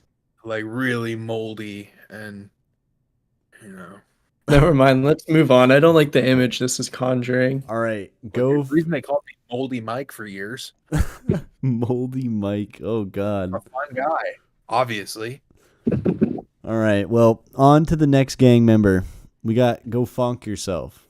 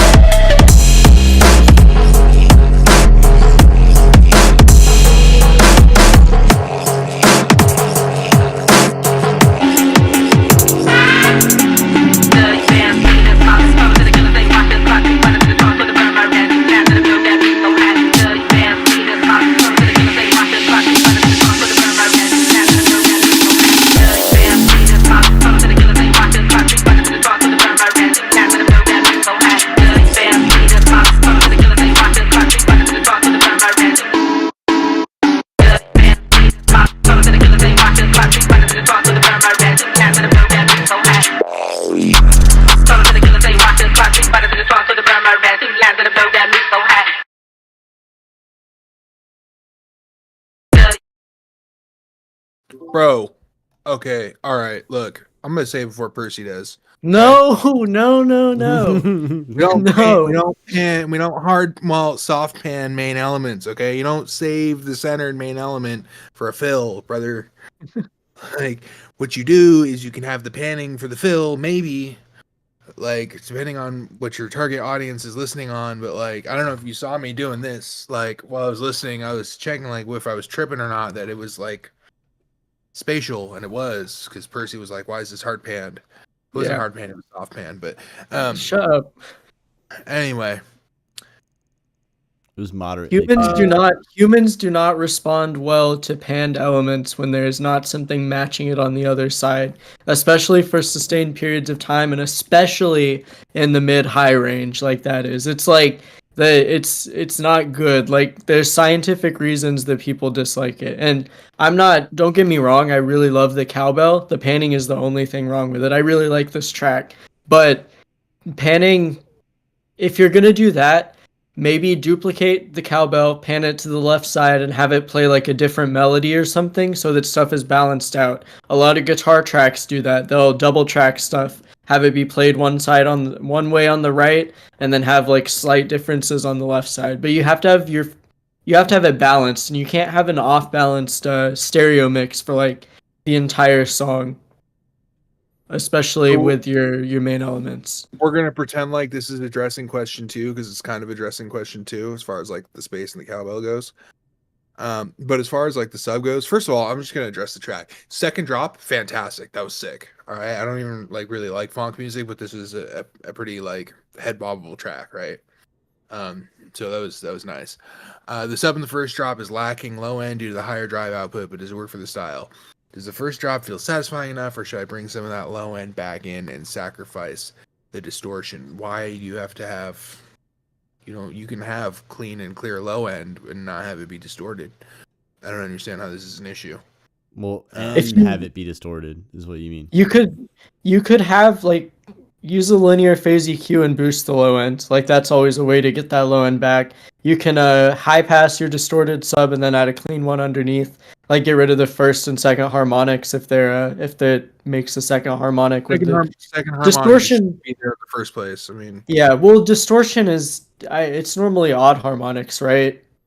That distortion introduces. Yeah, I mean, in this case, it definitely was. I think. I mean, it wasn't like it was hitting the second harmonic. It was like yeah, but so just get rid of the fundamental from that, like high pass the fundamental, and then add a clean sub back, and then you have the best of both worlds. I would say EQ it or limit it in this case, in this particular case, because like or like multiband compress, just bring up that anything to just anything to get those like levels in the low frequencies up. But continue. You're right. Not high passing because there was a sub there, so you can just bring it up. It's not like it was all phasey or anything where you need to high pass.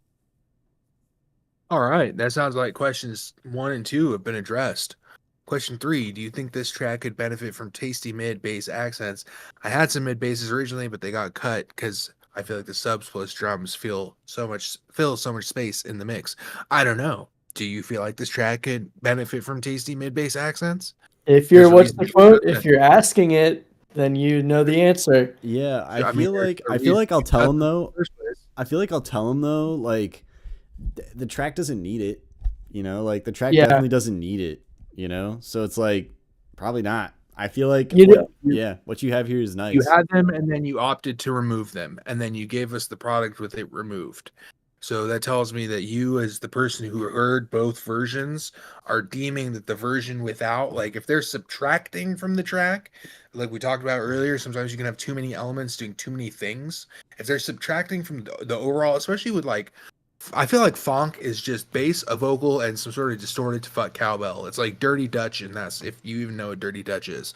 It's like Dirty Dutch in that accent. I will say, I think that the one mid bass that you could do well introducing here for fills and stuff is like a gnarly respace maybe. I thought the same thing. A lot of funk does have that fucking the respaces go so hard in funk, and I've noticed with a lot of like modern drift funk, they have a pretty fucked respace either as like the main bass or as a fill element. So I would play around with that. Of course, I'm biased because Neuro is Neuro. And yeah, We do love but free spaces around these parts. These are just the way. yeah, But no, I mean, yeah. but otherwise, like everybody else said, I like it. Yeah, I You think removed them for a reason. that we should mention it again though, because I didn't get to talk about it, and I do think it was ridiculous, and maybe ridiculous is too offensive, but it was very, very difficult to enjoy the song with all of the wild panning situations going on here, man. Like, definitely, like, this is the way I think about it, because I used to do some of this, but the way that you got to think about it is do it as subtly as you can. And then as soon as you hear it or notice that it's panned, you've gone too far. Like that's the most you can get away with when it comes to main elements. And with non-main elements, like they were both saying, you got to have something to like balance the mix. You got to have something on both sides that fill that exact same frequency. And sometimes you even need it to be like the exact same thing, just like EQ'd slightly differently, or maybe having like some sort of like different distortion or something along those lines. Yeah. Yeah. Play super around subtle. with width, not panning. Width, not panning. I feel like we should have this. I'm going to make a meme for that. Width, not panning, because you get the same effect except it's evenly distributed. Yeah. In like 99% of cases, that's so much I better. have the perfect template for that, Percy. Go ahead. Okay, and okay. Go ahead and use what I just sent you for your. Thank you, Mr. Dino. The 1% of the time though, when you can do this kind of stuff is during things like a ping pong delay, or during moments in time, for brief moments in time, you can go and do the back and forth immediately. That works. That works. Okay. But that's the only time that works. At least. Especially but that's not going to make a difference on a monoed system, which 90% of larger systems are monoed. It's going to sound great in the car. It's going to sound great on headphones. It's going to sound great on like studio monitors, but it's going to make fuck all difference on a To be fair, funk is car music. Let's True. But I think that's why it being a delay is why I always reference the fact that it's a delay, because not only is it ping-ponging, but it's a delay. So you get the delay effect, and then if you're blessed to have a stereo system, you also get the stereoized feeling of it. But even then, that should be subtle. Like, you know what I mean? Yeah. Like, even if it's a ping-pong delay, that ping-pong delay shouldn't be a main element. It should just be something that helps fill in some of the more atmospheric space. So, yeah. And since we're talking about atmospheric space and car music, have you considered throwing in like a really quiet, really background like police siren, like a highly realistic like? No, don't make it quiet. Make it super loud and make it sound like it's not in the song. So people get to the drop and they think they're getting chased for like drifting too hard. Hands to the right in the back so that people have to like look and turn. But have it be like getting closer in space. What's the Now we're talking, Doppler? Percy. Have it doing Yeah. a Doppler effect. Yeah, have it doing a Doppler effect. Then you'll be Like just create a whole fake highway sound. Like get some cars in there too. maybe some car accident sound, like someone's hitting into like a. The whole song stops and you just hear like beeping radio. Oh. The homies track is next, and he's been in our chat all night long. Let's Oh, all right. Yo, thank you though. Thank you very much, good sir, for your funking of thyself. All right, next up, we got a Anime remix. guy. We got an anime guy with a remix. That's a Overdue. hot anime guy. Not gonna cap. All right, let's get it. Feel like this is long overdue. Know me and I've known you too. This liquor got me talking true. You got it, yeah. Feel like this is long overdue. Know me and I've known you too. This liquor got me talking true.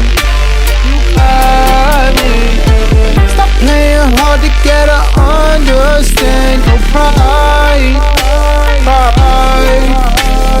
I want you to be my Sunday morning and Saturday night.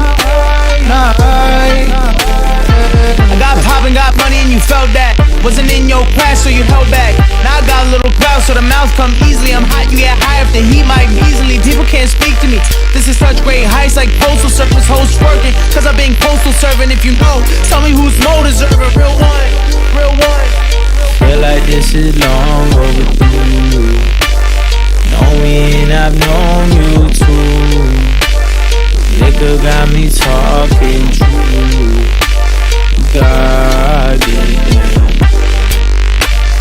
Feel like this is long overdue. Homie, and I've known you too. This liquor got me talking true. You got it.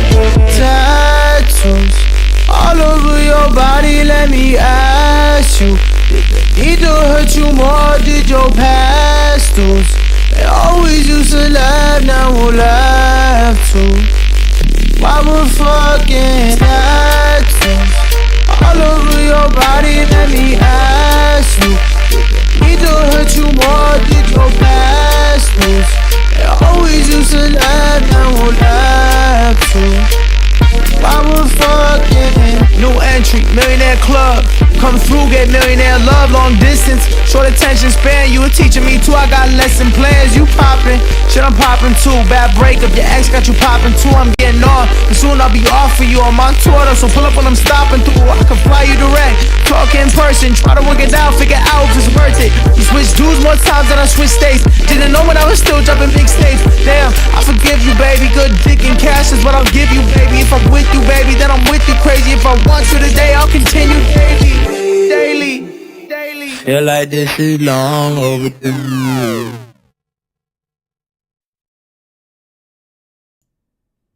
Alright, I'm kicking this one off.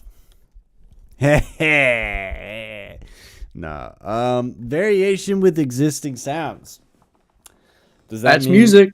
Does that mean does that mean you're wondering if you need variation? Are kind of, yeah. Variation with existing sounds. I gotta think about this one for a second. Yes. I mean, that's this kind of music. Like one sound is not enough. Variate on it. Give it a bunch of different render it. I'm gonna steal what Dino said in chat because it's something that I was also thinking about. But with a vocal like this, is you need a staccato bass. The sustain bass doesn't work too well. I would make a bunch of different hits with this synth, and then render them to audio, and then arrange them to match the vox, and then do pitch bending, put them in a sampler if you're in Ableton. Cause I don't know. It also that's my comment on the variation. I mean, You Not can gonna match go out of the turn. cadence of the bass with the cadence of the vocals, and then have a sustain afterwards. And again, I think we probably need a meme photo for this one as well, but in a call and response fashion, because especially when you have the da da da da da da, like in this vocal, you'd have your bass doing, and it would be matching melodically and also the cadence. I'm making also a wanted to template just for that, throw Dino. this out there. I think that when you have a very full spectrum bass like you have here, which by the way I do think is a little bit on the harsher side, which is not really that big of a deal, but that's neither here nor there. The bigger point that I'm trying to make here is when you have a full spectrum sound, if you're going to have vocals with it, those vocals need to almost be like a background element. And even then I wouldn't recommend doing that. I would always just recommend either having your drop, with the cool full spectrum bass sound that you have here, and then having vocals come before it in a breakdown section, or a pre-drop vocal section, having them be completely separate in terms of sections in your arrangement, because then you can still have your full spectrum vocals, but then you can also still have, your full spectrum bass that's super, filling up the frequency space. And yeah, the vocals just completely nuke the energy in that bass. So it ends up feeling like both are weak. So yeah, I would recommend trying like a really minimal, like trap sort of breakdown or you know, a chorus section, if you will, where you put your vocals, and then I would lead up into like a drop with no vocals, or if you are using the vocals, once again, just doing like periodic, you know, like a Vocal one fills. liner. Yeah, That's yeah. vocal fills are where it's at. Yeah. But anyway, that's all I had to say about the existing sounds. Did you guys want to add anything else, or are we moving on to the next question? All right. Let's move on. Should you add Well, hold contrast? on, hold on. Oh, Question 3 is kind of the same as question 1. And I feel like we addressed question Well, 2. no, because I mean, I kind of briefly talked about it. So, like, the mixing with existing sounds, the two things that obviously you saw in chat, there's some low mids in the vocals that you don't really want. The bass is harsh, like really harsh. Like around 3.4K, it's just constantly tickling my ears in the wrong way. You know, it's like I'm not laughing. I'm upset about it now, you know? Like I was laughing at first, but then I started getting angry because you kept tickling me. You know what I mean? That's basically how I'm feeling about that sound in particular. And that's just the main, like, what is it, like ring modded bass that you have going on there. I would say that is about it. You could get away with more build up tension by removing more frequencies as well. That's technically mixdown related, but those are my thoughts from the mixdown. I do think that this is overall not a bad mixdown though. I think it's pretty good. It's definitely got good drums and good. I think the kick could be a little bit more aggressive sidechain wise, but I thought the kick sound itself was good. It just needs to be like more forward by having more sidechain. But yeah, those are my thoughts. What about you guys? What's going on in here? don't look.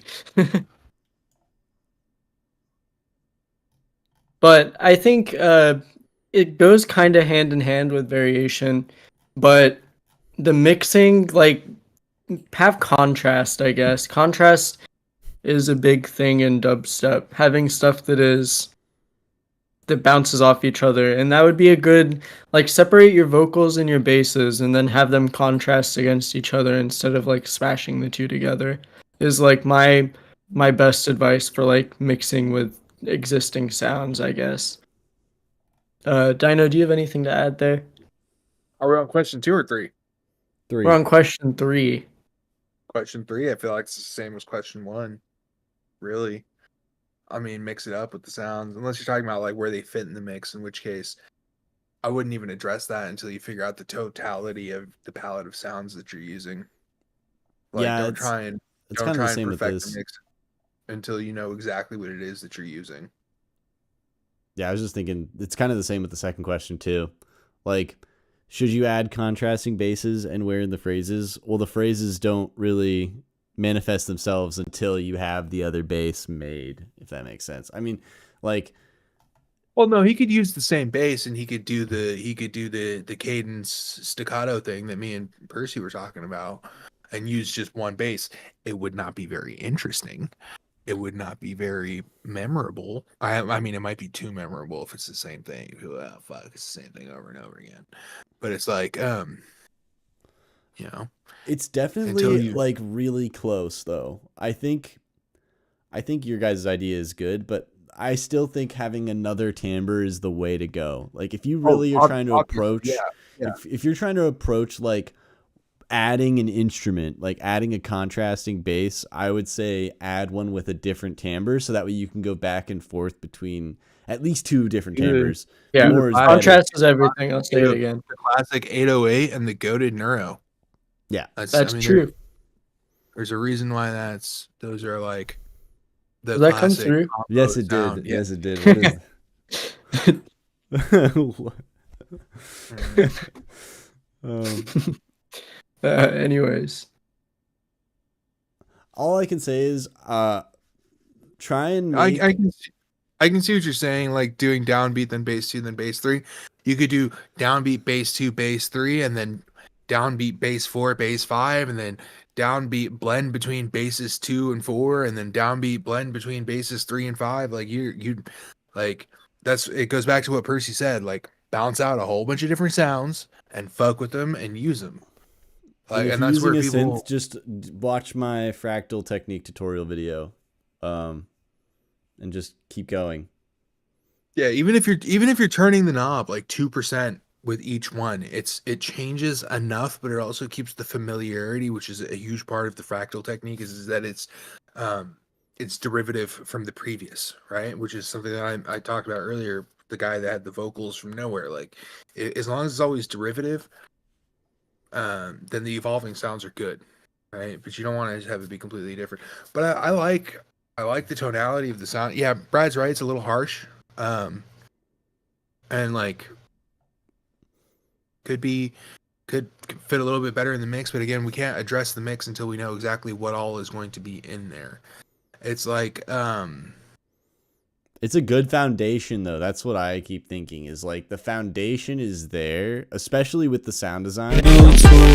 Like you have a nice clean low end, you've got really rich harmonics. Just some of the harmonics are like jutting out more than they should, and the mids and low end are kind of muddied by the vocal a bit. So it's like Mag, do it. Show them the image I sent. Tell them to do something like that.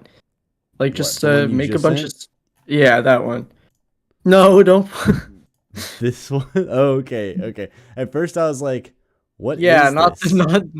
Yeah, just make like a folder. Have a bunch of bass hits. Separate them out by vibe. Have a bunch of variations. It's very helpful for writing, and it gives you a lot of different timbres to work with. I'm sure Mag do it. I know he has got something those. similar. Yep. I've got those. Look at this. My I think like pies. make Look at a all sample those pack samples. for yourself. Look at all those samples. And they're all like long as fuck. Yep.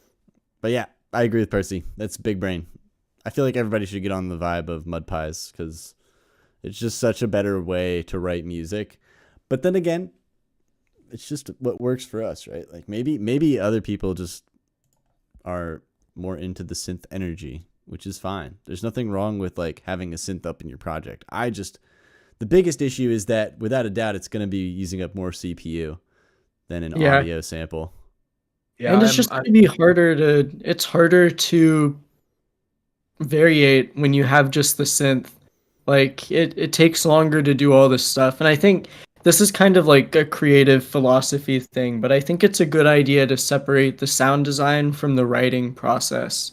Because I think often when I'm in the mood to write music, I'm not in the mood to spend a bunch of time honing in on a sound that I hear in my head. I have an idea in my brain, and then I want to have the sounds there to make that I hear in my head. And then oftentimes I don't want to write music, I just want to sound design. So it's nice to split your music creation process into different sessions of making sounds and making music, where you don't have the two like battling for space and time. Is a good philosophy to live by. Also, I think that doing stuff like that helps you get outside of ruts, because then you are always able to decide what it is that you want to do, and it's a very like conscious decision. So like when you're arranging and sound designing, you basically have to go back and forth between two completely different thought processes. And what would happen to me when I used to do that, because I used to do what you just described all the time. But what I found would happen is I would get stuck in the weeds sound designing for like 10 minutes, and I'd be using up all of this like creative energy to get this sound the way that I wanted it. And then I would finish that, but then I would like totally lose where I was with what I was doing in the arrangement process, and it would be really disjointed by the time I finished a song. Like the song wouldn't feel like it belonged like as this one cohesive thing. It would feel like this very kind of jumbled together. It was kind of like a freestyle, right? And there's nothing wrong with that. It's just, it doesn't feel like a real like fleshed out idea. Whereas when you have the sound design and the arrangement completely separate, you already have all the sounds that you would ever want or need ready for you. So not only is it going to save your CPU, but it's also going to let you just click through. It's like you're looking at a bunch of paint, right? And you're like, oh, I want this color. And then you're just going to start painting with it. You're not going to spend 10 minutes sitting there trying to mix all these different colors together to get this one color that you're trying to get. Instead of doing that, you literally see the color and you're like, oh yeah, that's what I want. And you just dip your brush in it and start painting. It's so much more fun. And I would say it lets you create more complex pieces of work, which is, I think, the goal here. Like, we're not trying to draw stick figures. We're trying to draw, like, you know, this guy. You know what I mean? Like, we want to draw that guy. We don't want to draw the stick figure. And I feel like when I was doing the whole sound design and arrangement, I was drawing stick figures, you know? And there's nothing wrong with that. You could still make a pretty cool, compelling thing with stick figures. I mean, the proof is in, you know, some of those stick fight video games, you know, from a while ago on like Mini Clip and shit. I don't know if you guys ever played those, but that's, I mean, just at the very least, just look at it like this. You're going to get outside your comfort zone and it's going to be fun. That's how it's always fun. It's never not fun doing something new. Unless you like put pressure on yourself to like get it right the first time, but never do that. Just jump into the sandbox and start mashing the sand together. You know what I'm saying? See, that's sorry. That's just how I feel about that process. That's how I approached it. And, I think everyone should approach that entire, separation of those two things just like that. But no, dude, I really like the vocals. I think that the idea, this is a good foundation. So just refine. So yeah. All right, on to the next one. Do I need to reload this? Hang on, let me see here. Yes, okay. Next up, we got The Shadow. Who knows what evil lurks in the hearts of men? The Shadow knows.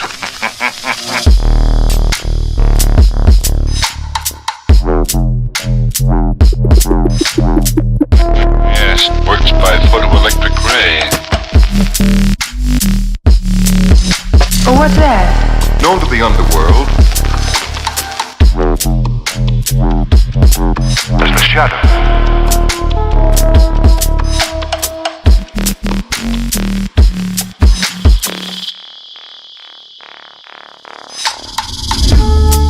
Were you waiting for me? Who's that? Who spoke? The Shadow. The Shadow. The Shadow.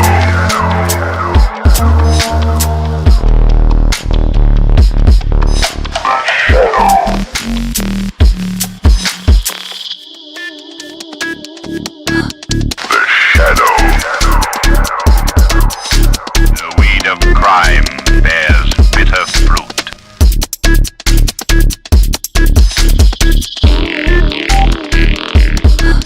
The Shadow. Crime does not pay. The Shadow knows.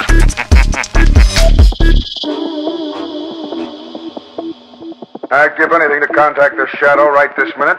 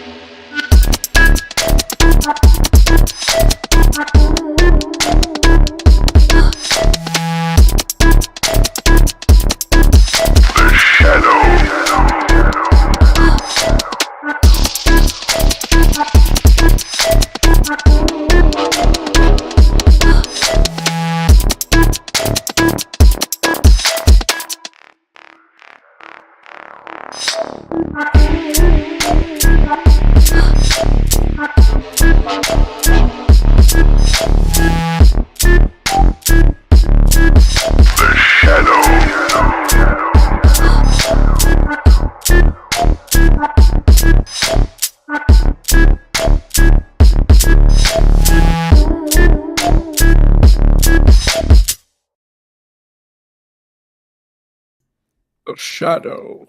I'm going to take this moment for Percy's long-winded monologue soapbox speech to go and make myself a drink, so I'll be back shortly. What Bye. what the heck, man? Bye. I would not stand on a soapbox. You know what? Just You to sit prove on him it. wrong, how about you go first, Mag? Do it, and it Okay. could be your long-winded soapbox. But that's what I already do that.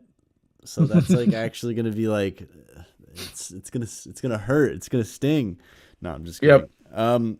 How's the mix and master? Too much low end? I feel like it's just a little quiet, like a little quiet. I think you could be a little bit more aggressive. Maybe that's not the right word. A little bit more.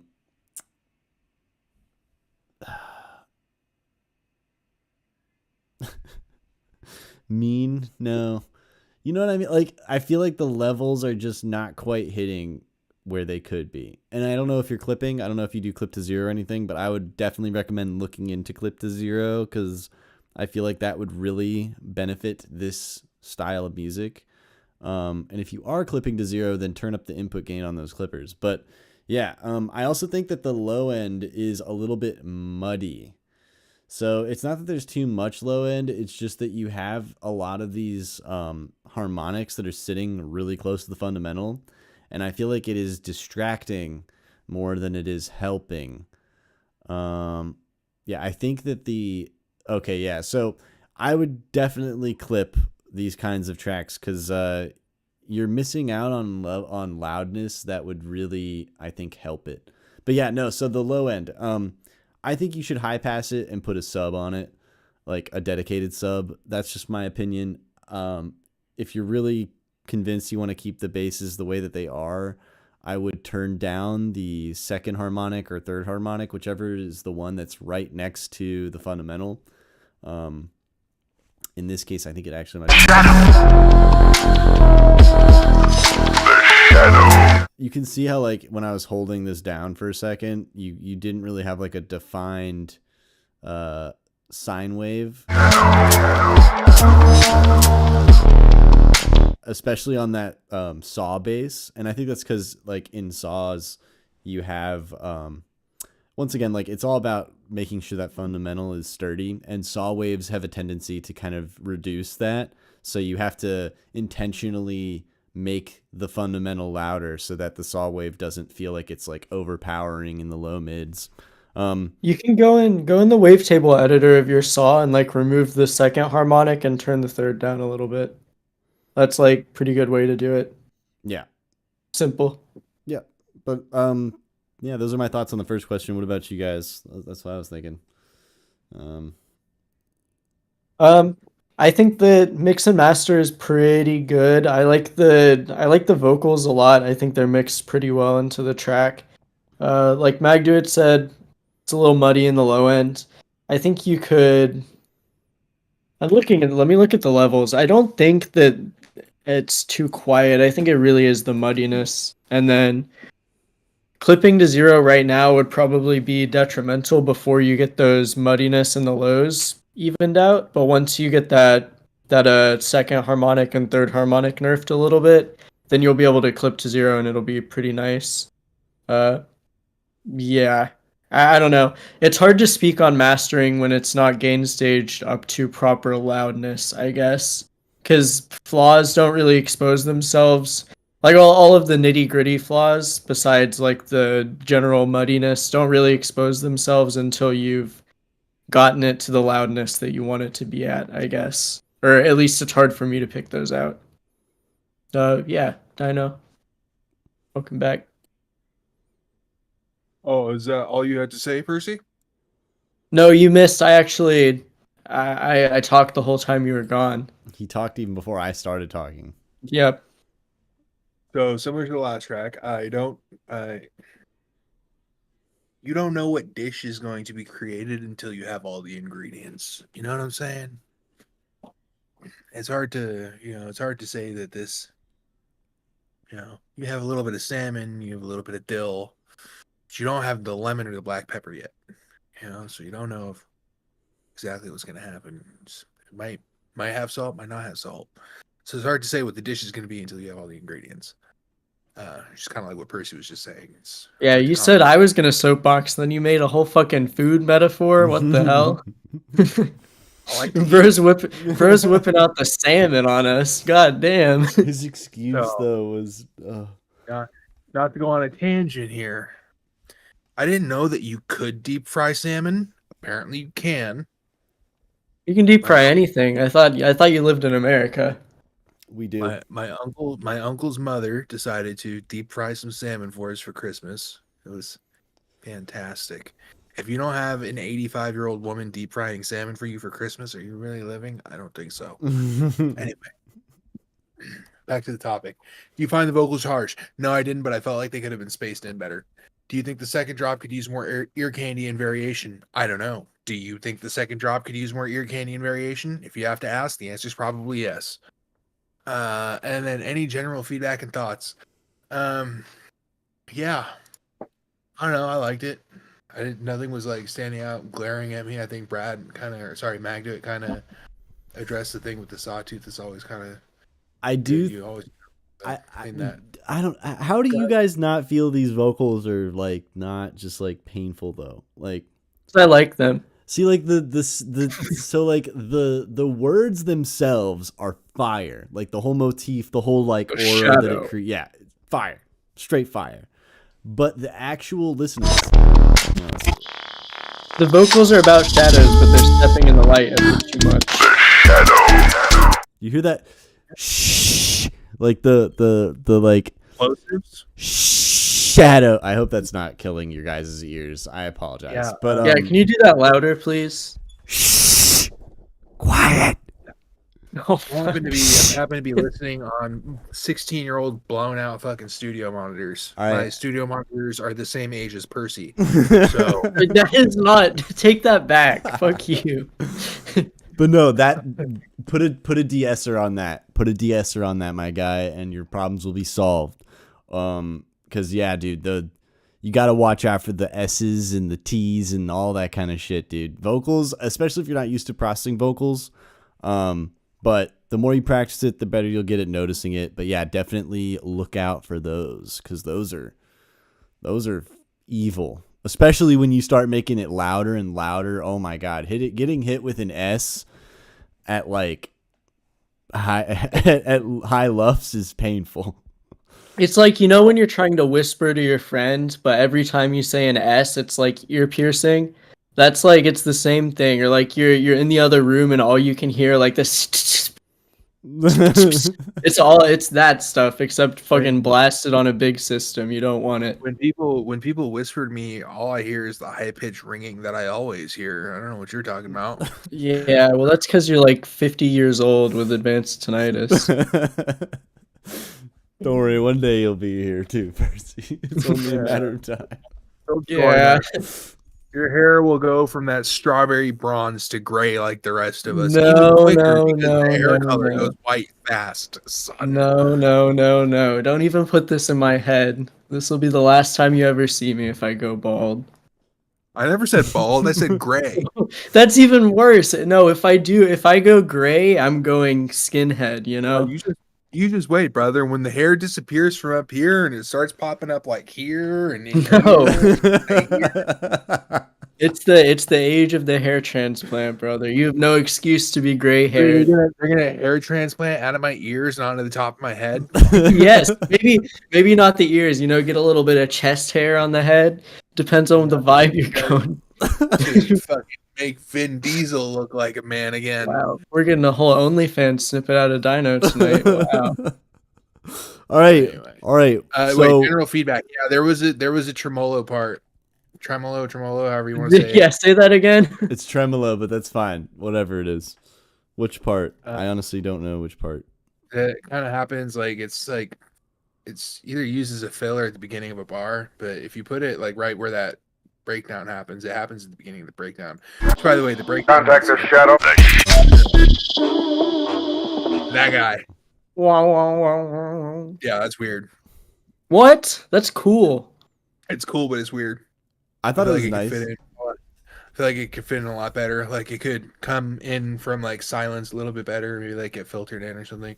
I think a It's just high like pass little- would work there. Like a wah wah. Yeah. Maybe also Yeah. adjusting the speed of the tremolo, kind of have it like slow down. Could be a vibe. Anyway, yeah, just general stuff like that. The breakdown was incredibly boring, and then the drop towards the end, I guess it would be an outro kind of thing. But if you're gonna outro like that, like remove elements, don't just have it be like He might have cut it to make it like fit the time too, though. yeah, that could be it too. But if he didn't, you need an outro. Yeah, you need like a vibier outro. But I did like this track, yeah, and I understand and recognize that not all tracks are exactly 3 minutes long. Most of them are 2 minutes and 35 seconds because brain rot is a thing. Pretty soon they'll be 10 seconds long. Yep. Just give it a few years, bro. Yeah. Guys, ready for this next 10-second banger? My album's a Maybe that's the strategy. Upload your song as like a 20-song album where like each little snippet, each bar is a whole song. So you get like 1 billion plays for each song listen. Maybe that's the strat. Hopefully I'll be dead or deaf by then. So Well, I mean, you're getting there. You're getting there. So But anyway, yeah, is that everything we wanted to say? I feel like we covered. yeah. I believe this track has been addressed. Yes. Yeah, definitely keep flexing on this though. Once again, like really clean foundational energy here, and the motif with the vocals, it just works. You know, the shadow, like it's a vibe. It's a vibe. All right, sexy back. I'm bringing sexy back. Yeah.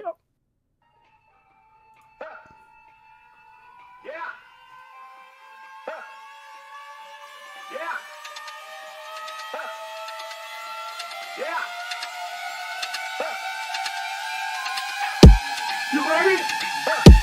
You ready? You ready? Yeah. I'm bringing sexy back. Yeah. The motherfucker don't know how to act. Yeah.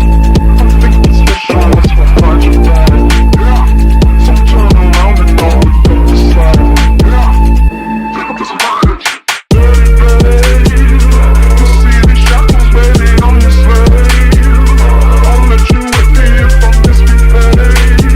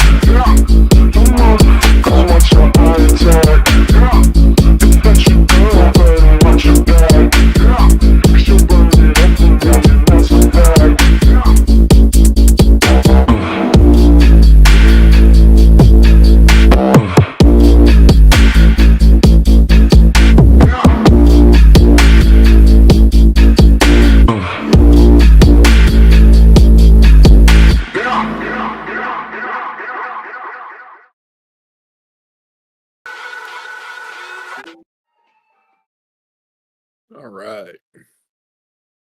He's bringing sexy back.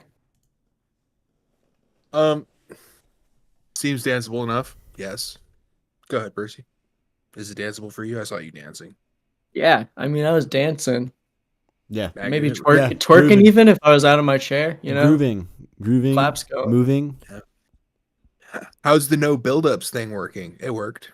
It was a nice riffer. It was a nice riffer track. Did it work for you guys? It worked for me. I think it was. Yeah. I think it was. I think it was good. I think it was also. I don't know. I don't know how I feel about this little whatever here. I don't know. It wasn't bad. There were some places where the transition could have used some work, but that was more like a breakdown problem rather than a build up problem for me. I mean, you're not wrong, but yeah, that was like this kind of like lead into this section just didn't feel like Natural. spicy, not spicy enough, bro. More ghost pepper. Yeah, this is like that was like cilantro, but we wanted On there a butthole. Yeah. Yeah. Yeah. All right. Is your ear begging for a variation in the synth besides rhythmically? Like, does the bass sound do well enough to not change? Brother, if you're asking this question, you already know the answer. He does. No, it does not do enough for me. And especially rhythmically. So now I'm just going to address the things with this track that I feel like. So you had some spicy pitch bends. Okay. They happened for like 2 bars and like a third of the way through the track, maybe, and never again and never before. That was kind of like, I know you could do it.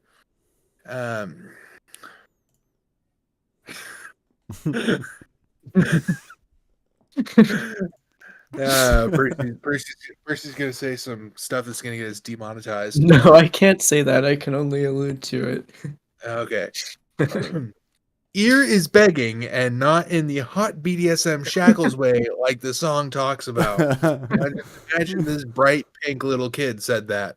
Okay. Anyway. All Uh, right. yeah. So All right. and then there's some stuff where like the bass goes staccato where it could definitely be like a harsher cut, like a full silence, especially with the staccato hits.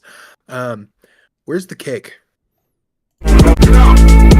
Damn, he's right. Sorry, I had to like just do a quick little. Damn, Yeah. Where's the kick? it's lost Did it in the sauce. did it take a vacation? It's there. It's- It's just it's kind of there. covered by a bunch of other stuff, which is, it happens. Yeah. Oh, and I have to agree with Blonde. Some spectral stuff could go hard on this track.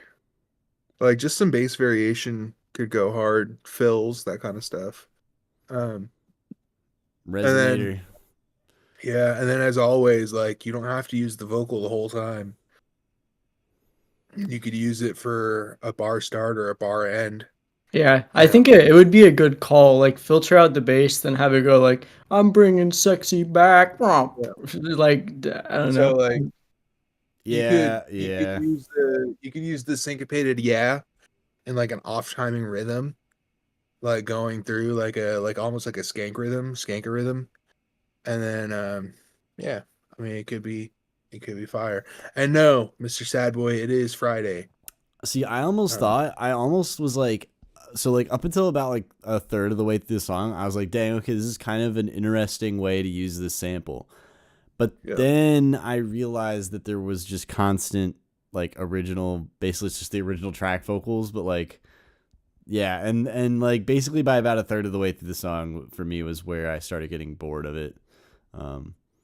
So yeah, If you're not gonna change up the vocal usage, you got to change up the bass. In a perfect world, you change up both, and you do it piecemeal, incrementally. Yep. And there's a wonderful video about this. It's about 20 minutes long, maybe 30. I can't quite remember. By Mr. Mag, do it on the old YouTube. Look it up. You'll find it. It's there somewhere.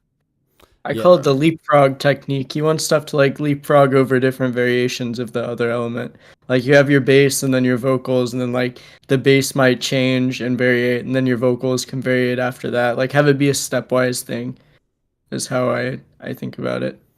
I also want to just throw this in here so that he knows, but I feel like you could add a lot more high frequency information on that bass. I know you're kind of being a little bit like lo-fi with it, but I think kind of having it sometimes be like that is cool, but I think you could like, distort it a little bit more in the highs or maybe even OTT. Especially with like the Dirty Babe, like you could really fucking dirty babe. You know, like you could spice up that. Can you Like, say that again, Dino?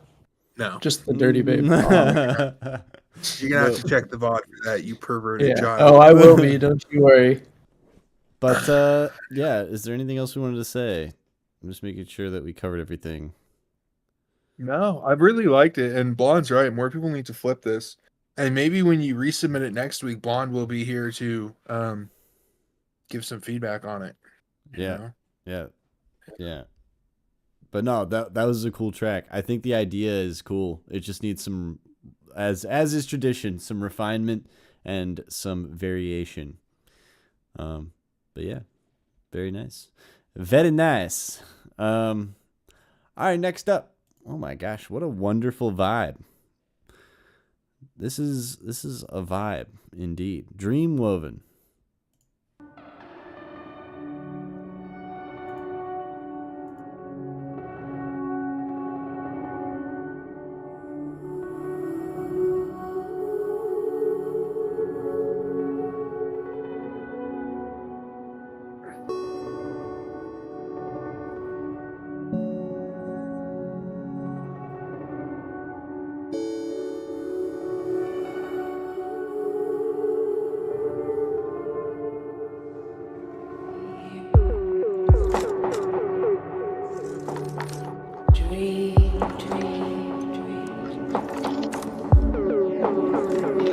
Oh, we got a refresh. I good.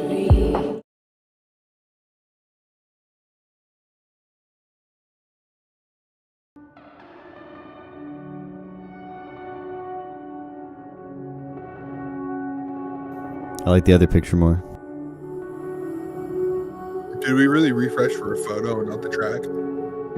I wasn't sure if it would be the track. Oopsies.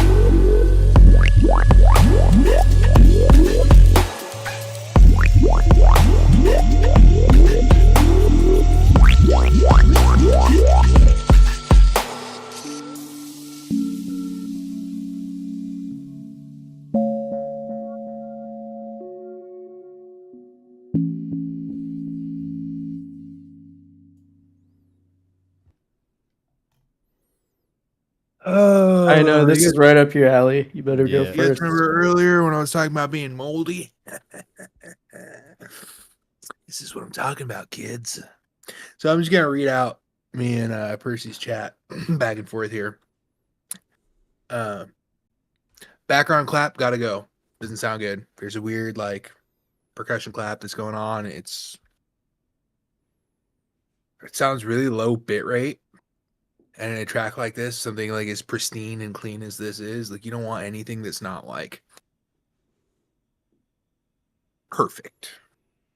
Like it's got to be perfect. There's no lo-fi allowed in this kind of like tipper cosm ambient kind of music, right? In my opinion, like it's just, don't do it. Okay. Anyway, background clap gotta go. Bass is distorting. I don't know why. It shouldn't. That bass, Percy thinks it might be the kick in the sub. Bad side chain. I also vote kick and sub. Bad side chain. Yeah. I second that. Yeah. And then delay and reverb on the bandpass Sawtooth. Especially when you have those runs and it's just super dry, it just runs and then like, where's it go? I don't know. Reference Tipper for this stuff. He puts like ping pong delay on those, makes them a Yeah. lot wetter. Tipper's the king of those squelches. Just reference him. Right. Bunting's resonant language video has a great guide on making them in like the very intro because he uses it as like an intro element to the resonant language drop. Something So as just look simple at as a that. high passed 1/8 dotted delay though. Or Yeah. a quarter dotted delay would go hard on that sound. And it would help Eighth note would go hard, yeah. it would fill out the frequency. So it fills out the frequency when the sawtooth is doing the thing, right? You know, when it's sweeping up and down, and then there's nothing afterwards, and it's just try it, And if you don't like it, Control Z that shit. You don't have to keep it. It's especially noticeable on the ones where he doesn't go up all the way.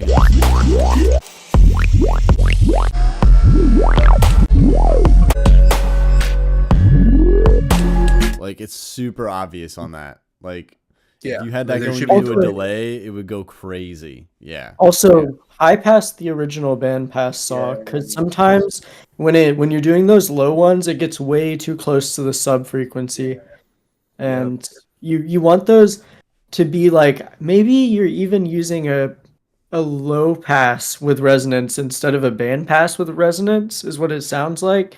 So maybe swap it out for a band pass to be honest, because that's where a lot of those that sound does best when it's like a bunch of sequential band passes and then like a OTT between them, or like maybe not OTT for this style, like try Cyanoid Fold. OTT would go hard between these. Yeah, I'm thinking back to that conversation about your friend's squelches. Oh yeah, Devin Squelches. Yeah, I never Yeah. did figure out the tech on that. I thought he told you. He gave me the ingredients, but he didn't tell me how much. Oh. That's not how you fucking bake in the kitchen. No, it's like there's rice in there and there's salt, and next thing you know, you have fucking 1 pound of salt and fucking a cup of rice. Doesn't make sense. Yeah. So yeah, and now as far as the questions go, the master and mix down, I think we addressed that with the distortion. Is the only thing that really sits there. Thoughts on the lead in the second half? I'm not entirely sure what you mean.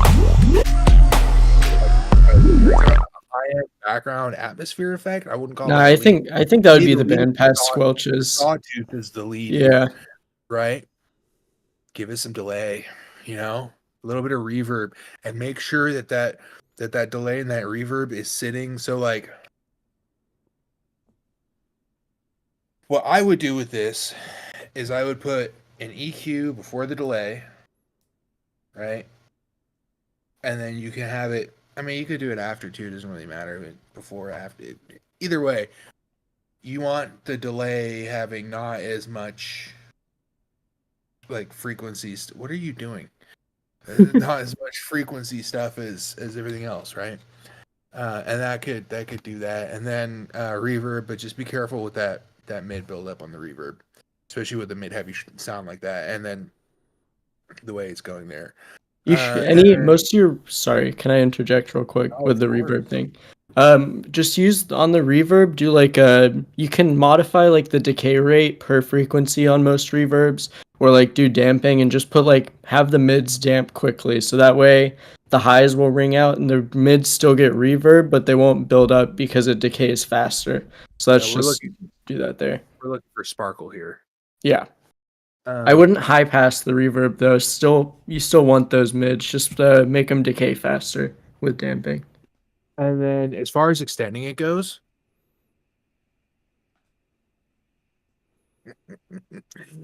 do the exact same sawtooth. Okay. Reverse the frequency sweep. Start from high and go So low. And then extend it to 6 minute by doing it again, but then starting it in the middle of the frequency sweep and just offsetting the Okay. phase. You can Or make just- this infinite. And depending on how many band passes you have going, okay, put a fucking LFO tool on there, fucking randomize it, bounce out some samples, chop those bad boys up, use them rhythmically. I mean, the sky's the limit as far as making things longer goes. What I try and do to add an inch to my waveform, I just hold the ruler back for anyway. If you guys have things you want to address, Moldy Mike out. This was a very fungus inspired track, though. I very much enjoyed this. Yeah, no, the arrangement's fire. I feel like we addressed the muddiness in the low end. I would say that's like critical. Focus on getting that side chain on point. I think that side chain is one of those things that you can't do without it in this type of music. Yeah, everything's got to be perfect. It's got to be clean and pristine and like. And it's really, I want to say, like, it's pretty pristine, except for that the bandpass saw is getting too low and then the bass distorting on the kick. That's like, it only stands out because it's so contrasting to how clean everything else is. Well, Just there's some sample selection stuff that happens earlier in the track that could be a little bit like more intention. Maybe you chose those samples on purpose, but it's just as far as like genre conventions goes, like you don't want anything that's like downsampled, low bit rate. Well, there's lo-fi also, sound. I think I noticed, and maybe this was just me, but something felt out of key here. Yep, the vocals maybe. No, listen to this. I thought this part was intentional. Yeah, that's dissonance. Yep. But that one hit does feel like You I thought it felt was that, about to right? go really, when we first listened, I thought it was about to like shatter the ambient atmosphere and go into like a pitch shifting downward build for like bass music, because it's like, I'm pretty sure that's the tritone, not gonna lie. Like you got a pretty happy sound and then you just throw in like the augmented fourth on top of your tonic and then it's like, wow, It this just is feels like out of place though, because then nothing really like changes too much. You know what I mean? Like, yeah. I feel like, yeah, if there was like a whole build energy thing that started happening as soon as that happened, then it'd be cool. But I don't know if I like it as like a reverbed atmospheric thing that's going on. Yeah. Reverbing something that dissonant can be really jarring because that reverb makes sure that that dissonance stays for a while. And also, I just think that like it shatters a pretty perfect atmos, and it doesn't feel like as you get deeper into the track, it seems like that atmos was kind of the goal. So I don't know if shattering it is in the best intentions. That's like putting up a stained glass window and then throwing a rock through it. But yeah, that was just like the only thing in the intro.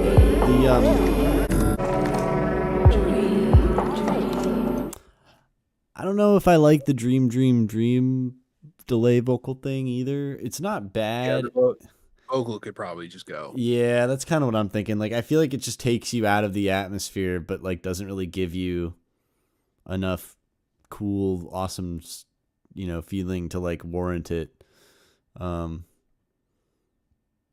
But these are You could turn it into Atmos. I don't like how it feels kind of cliche in a way, but I think you could like grain delay it. Not like Ableton grain delay, but like Portal grain delay. Like turn it into some indistinguishable like vocal shimmer, I guess. Oh, like you said, shimmer in the chat. I think that's what I hear on this. If you want to keep because vocal beds are nice in this stuff. Yeah. I just don't think the vocals are necessarily the play, like his dry vocals. Even Tipper, I don't think he has a lot of like regular vocals in his tracks. There's a lot of like vocal beds and Atmos that are like granular sampled from vocals, but not a lot of pure vocals. I don't listen to a lot of Tipper though in that genre, so I could be wrong. No, it's always like some vowels, but never like actually any words. Oh, yeah. No. You can sample that, by the way. That'd fit perfect. Anyway. Yeah. Mike was closer. Mike was closer to okay. all right, but yo, thanks, Jess. That was cool. Definitely flexing hard on the atmospheric energy here, which is nice. Yeah. Oh, who's this guy? Wow. Who's this guy? Well. Oh, is there we questions have- on this? Let me look at the questions. Does it say- Yeah. is this gay age Nero or It's I think gay that's what you, it is. Jim. gay? It's gay you, Jim. I don't know how to pronounce it, bro. I'm not It's gay age Gay age. gay Agium. All right, word. Let us embark. Ooh, you like signs? You're a sign compressor. Oh, compressing signs. Sorry. Can't read very well. Wait, before we get started, the noise base, who hated, me or Mag? Mag do it. Hated it with a passion. Me, I was get like, to hear this last He said, week. "Fuck this noise I bass." was like, dude, all these cool sounds are here. Hang on, wait, where's the Game of Thrones? Didn't you say it sounded like a fart, man? That was it was hurtful. This was kind of the vibe we were rocking here. This was kind of the vibe we were rocking here. This was the noise base. You get what I'm saying, bro? You're This gonna was- be disappointed because all I did was put eight times unison on it and actually automate the notch filter. I swear it cooks though. Now you have 8 farts at once instead of one fart. All right. If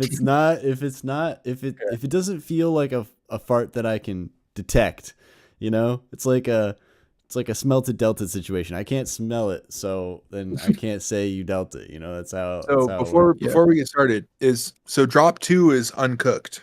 Drop 2 is dog shit, but Okay, the vibe So is drop 2 is flour, butter, and sugar and milk in the bowl mixed up. I but it's not wouldn't in even- the oven yet. I wouldn't say it's even mixed up yet. Like all the elements are out. Maybe the flour hasn't even been made. There's just like wheat sitting on the counter, and I want you to tell me if like the There's still chaff all over the barley. Okay. Yeah. All right. And then and so what we're looking for here is the sound design and the drums. Is that correct? yes. You're waiting for the chicken to lay the egg so that you can use it. I got you. Yeah, tell me if the chicken looks good and whether the eggs seem like they'll be pretty neat. All right. I judge the quality of the eggs based off of how the chicken looks visually. Precisely. Yeah. Like any normal person. All Yep. right, here we go.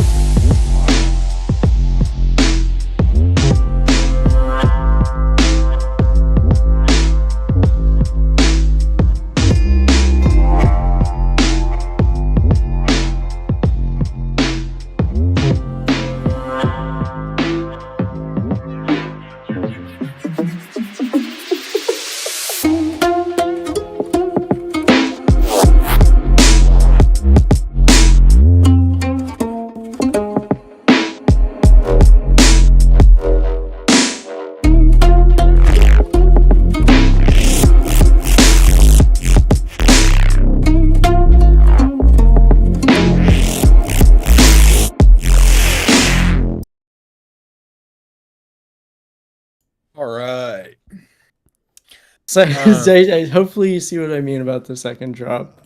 Yes, I think I'm glad I read that before I listened to it as well. Yeah. All right, wait, what were you? Really? Yeah. Yeah. You want to? I don't know. I feel like you've given thoughts on this previously already, right? Yeah.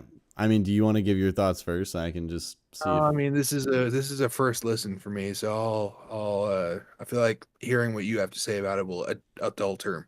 Okay. All right. Well, the first thing that I thought was I didn't notice the noise base, like it sticking out negatively. I mean, I heard it obviously, but I didn't hear it like sounding Really, like at a the end fart. there, it didn't sound like a wet fart. That So, last hit. well, I'm ignoring this whole section from like a timbral. You know, I'm more focused on like the idea, general idea. roast- Like he roast said, him. He can- I'm looking at a chicken next to some wheat on a counter. All right, like there's got to be more. There's more to this than I can understand currently. So I'm not really focused on that. This part though, I thought was perfect. I didn't really see any issues with this.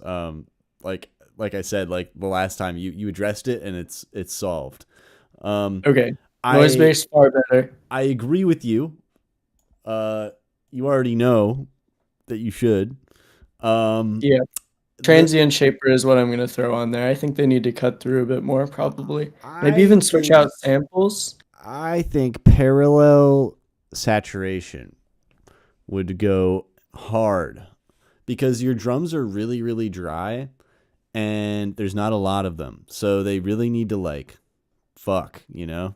And I feel like saturation. Some of them are even kind of non-existent. Some of them are like hiding in the shadows behind the trees. Like Yeah, the hi-hats, is that what we're talking about over here? All of them, the kick even too. I feel like when you add saturation, you're gonna get a lot more frequencies in the mids, highs, and especially the really high like frequency areas. And I feel like that's what makes it like, you know, like the high frequencies are what we're all sensitive to. So that's what's gonna make it like feel impactful. So yeah, parallel saturation I think is like definitely something I've become a massive fan of. But it's one of those things that it's a lot easier to add frequencies with saturation than anything else, in my opinion, right? Like you could maybe put OTT on that, or like you're gonna do. OTT on drums is sketchy. Well, but my point is like you could try all these different things, but saturation is the quickest and usually the most like effective. It gets the effect of like adding frequencies with like negligible downsides. Like it does its job. And I won't even lie, the Cursa video, that was where I like stumbled into that whole ideology on drums, because I had always used saturation on drums before, but the parallel saturation, that is like the key word here. That is where things go crazy, because then you obviously still keep all of the like original feeling of the drums, but then you add in this like nice little layer of information on top. So yeah, I think, yes, you should pop them. As for the last section here, I do see the vision. And as it is right now, I'm not like a huge fan, especially of the timbral execution of that specific bass. That's the noise bass from the first drop with like no edits. I just needed to get something like an idea down. 100%. But I see the vision, and the vision is flexing. Like I think that if you get the sounds working together and like clean up some of the stuff, like I remember there's like a that like little tail there, that like tiny little bit of that 808 tail. You can't have that because it like kind of ruins the effect of the using the call and response. So the call is the melodic instrument. I think you could get away with a little bit less low mids during these call response sections, because like filter the what's it called? The melodic part, or filter? Yeah, whatever that instrument, whatever that like wild like Eastern, like East Asian instrument, I think it is. Like I don't know what it is, but that instrument, I would get rid of some low mids and mids, because then you'll be able to really appreciate that response, I think, more. Yeah. But yeah, that's kind of all I have to say for right now. I am really impressed with this. Like that is like flexing. The feedback from last week, I still need to do some work on the intro. with like effects and stuff. So I'll ask about that next week Oh wait, probably. did you add something here in the intro though? I added a rise. I added a spectral riser. I don't know if that's what you're thinking of, but Yes, I thought I it heard teases the effect a something. lot more. Okay. I heard something that you changed here and I couldn't quite put my finger on it, but it wasn't so obviously, so the riser I guess wasn't like, it was a very subtle thing, but it was good. It was good. I like that little improvement. So yeah, everything you did was an improvement. So you're flexing. You're flexing. All right, Dino, lay it on me. All right. Just so everyone knows, as impressive as this is Percy at like 25% strength. Okay? Just want you to know. All right. Go ahead and turn off your camera now, kid. It's okay. Oh, before I start blushing, or like before you call me shit? Yeah, all of the above. Okay. The noise base that Maggie hated, is it less hateable? I didn't hate it until the very end that you said for us to ignore, where it goes like super low. Yeah, And then it sounds like a fucking wet fart coming out of it. Like, we went back. We've regressed, man. okay. Just saying. Okay. Do I think the little sketch for drop number 2 is cooking? It was made like blah blah blah.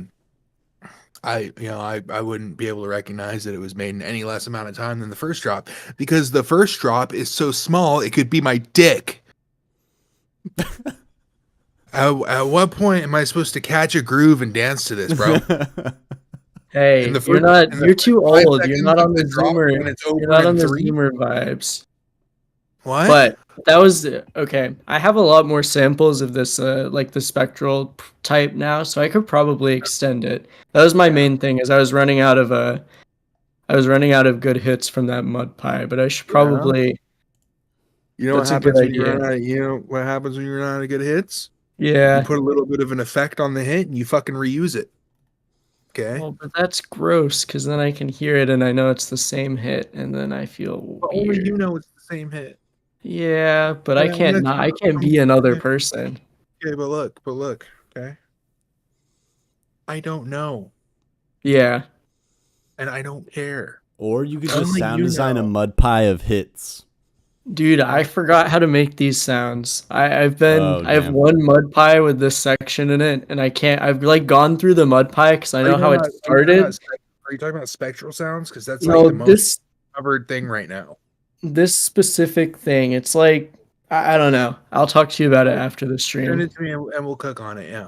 Yeah. So that, yeah, like I just felt like everything was. What happened to 1632, 1632, 16, brother? Where did that go?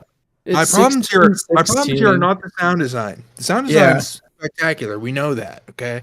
Like, that's okay. Where's your fucking arrangement though, bud?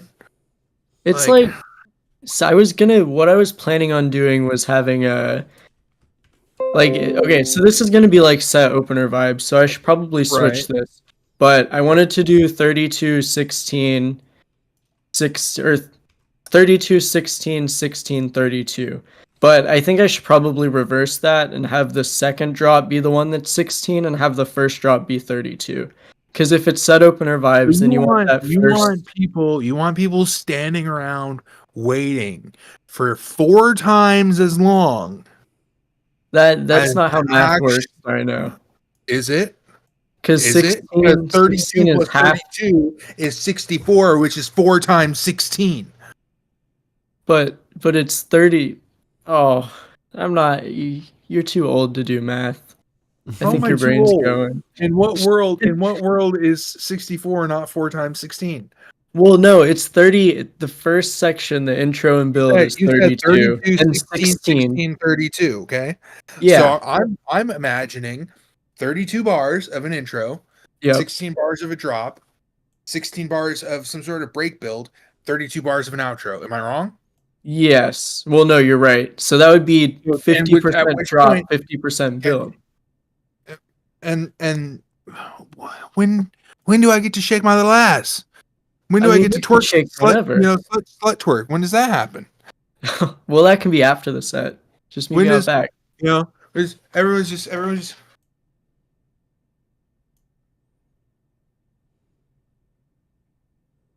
and they're never You know? Yeah. Okay. We want more of this. Unless not that it was boring in any kind of way. Yeah.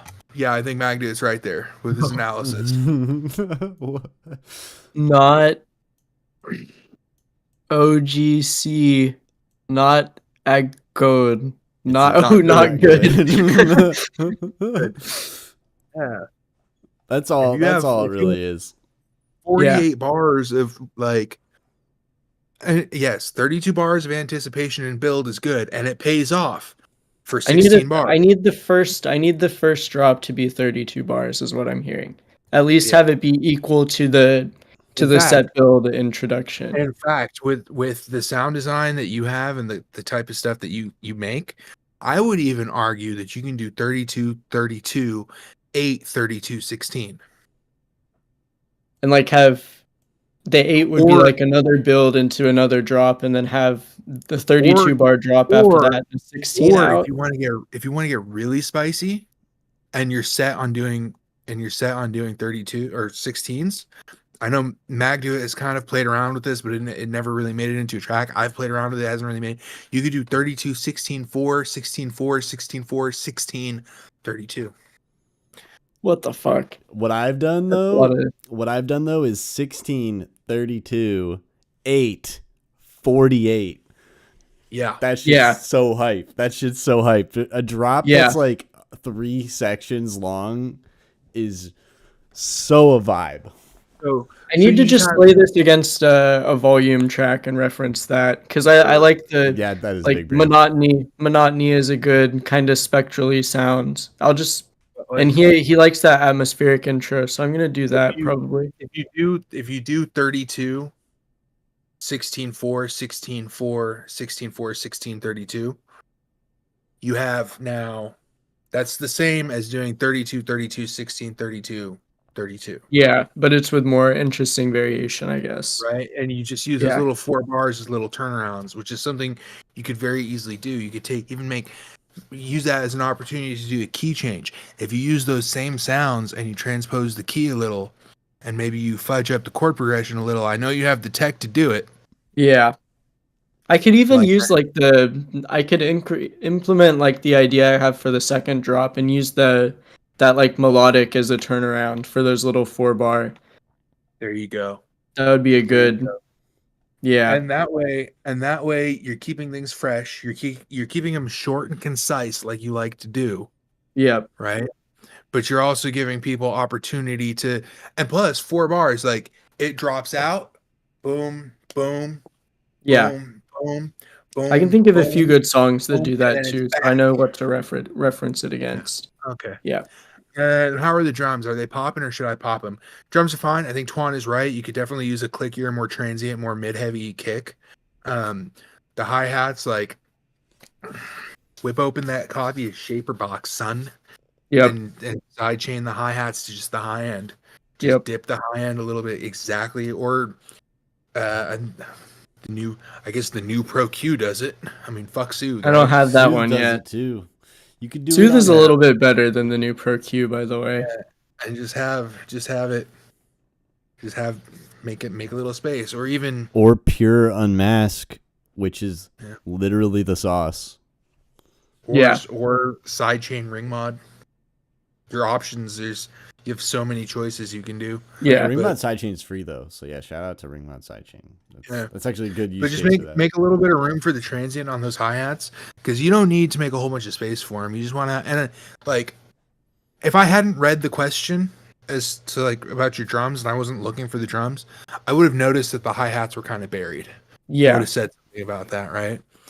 But if Twan hadn't said anything about the kick, I wouldn't have noticed that it was like a low thumpy kick. And like, you really want like, oh, my hi-hats are at negative 21 decibels too. That might be a problem. Yeah, I always say you want your kick to be a punch in the gut so that your sub can hit you in the butt, right? Yeah. Okay. Is that how that stuff normally goes? Like pow, pow? Yeah, punch in the gut, sub in the butt, you know? And if you're hitting those, like, hold on.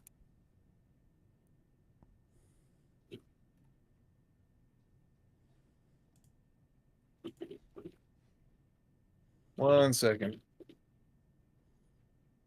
Oh, also, while we're waiting, Magda, did you think the sub is fine? Because it's kind of... There are moments where it goes away, and I don't know if I like it or hate it because I can't feel it because I'm using headphones. But I feel like it's not good, you know. Like my spider senses. It my would be spidey weird senses are live, tingling. I feel like. Yeah, I mean, like it's one of those things where, like, whenever you have those mid basses happening or bass sounds happening, it's worth having a nice sturdy sub.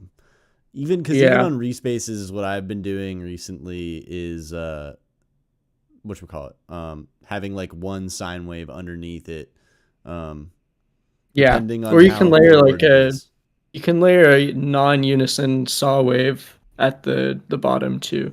Right. But long story Anyway, short, to like get that fundamental. something that's like a little bit less all over the place, because you know how Reese's are, they're like all over the place. Yeah. So having like something that is there, and this is mainly just for like really forward, really full spectrum bass sounds. Obviously, if it's like an intro Reese, it doesn't really matter as much, but Yeah. because this is like in the drop, I think that the drop sub needs to be subbing. Okay. All right, boys. I've done the research. I've done the Googling. I've done it before. Okay. But I want you to understand around 40 hertz is F, right? Okay. Yes. Second harmonic would be 80 hertz, right? Third harmonic would be 160 hertz, right? In that ballpark. On average, the typical human sphincter. That's not right, by the way. frequency. What? That's not right, by the way. I know it's a little bit higher than that. It's a little No, like no, because you 40 don't double the second harm. It wouldn't be like that, would it? Because I think if you you go to double every time. 160, well, 160 would be the F3, the next octave up.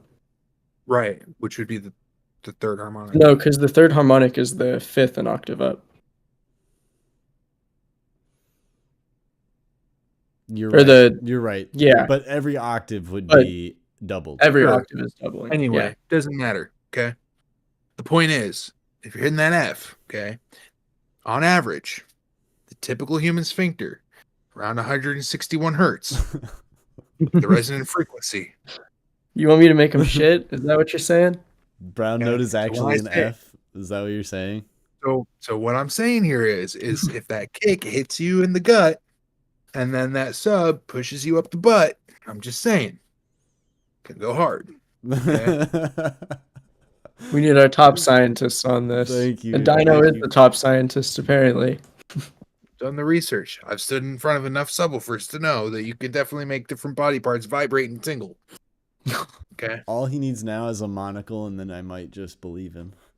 Yep. But just, Glasses aren't enough. no, the Okay. glasses are No. close, but the monocle would go so The creepy 80s serial killer glasses aren't enough. Okay. hard. Anyway, I think we've done enough damage to our viewership for the night. Yeah. Yeah, good shit though, Percy. Good shit. Thanks. And also, you remember, guys, addressed this all is of the Percy. problems. This is Percy at 25% strength. Yeah, honestly, Okay. I'm terrified at 100%. He's gonna be crazy. Oh, you should hear some of the stuff that he sends me. 4-second samples all the time.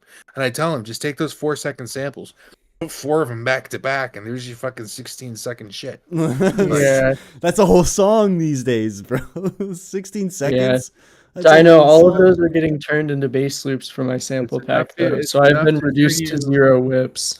It's enough to turn you TikTok famous. I mean, you want to push your. By the way, Percy has a forthcoming sample pack sometime in the near future. Yeah. So I'll if you talk want more stuff about like that when this, it gets closer, if you probably. want to not low tracks like this one, Percy's your man. Yep. Full bass loops. I have a bunch of 8-bar loops that I've never finished, and now you can have them for not free. Anyways. pennies on the dollar. Yep. Dollars on dollars, perhaps. All right.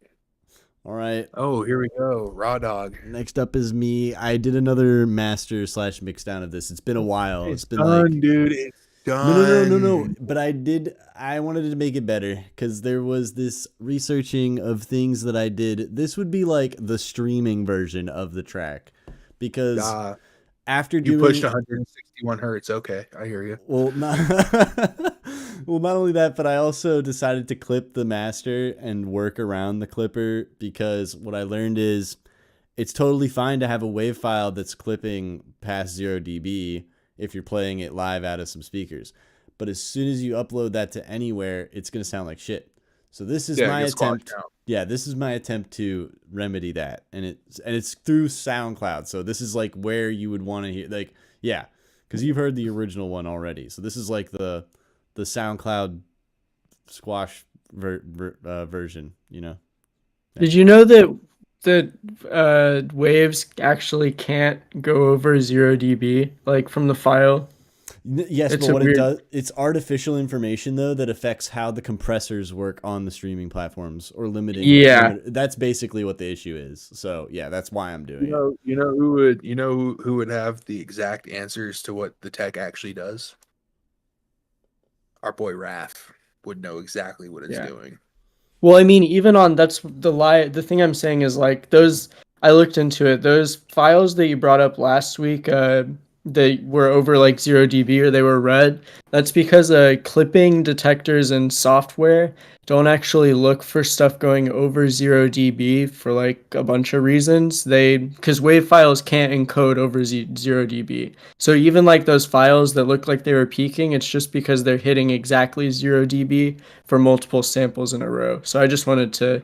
It doesn't really matter because it's still the same general if you pull thing. the But track into wherever, like Ableton or whatever, you can put a clipper on it and you'll see that it's going minus more than like 0.01 or whatever. It's going minus like 2 or 3 at times. that's it. That's also probably well, like I said, clippers don't check for over. It's like I don't know. I'll send you the stuff that I read because like waves physically can't encode over 0 dB. Like they don't. The floats don't work that way. Or But it really doesn't matter. That's just well, all I know is I found that this technique seems to keep the transparency like there rather than like having to deal with like it not sounding the way that it sounded outside of the streaming platform, which is annoying. So yeah, here we go. Oh wait, do I have my questions here? Yeah, I do have my questions here. Okay.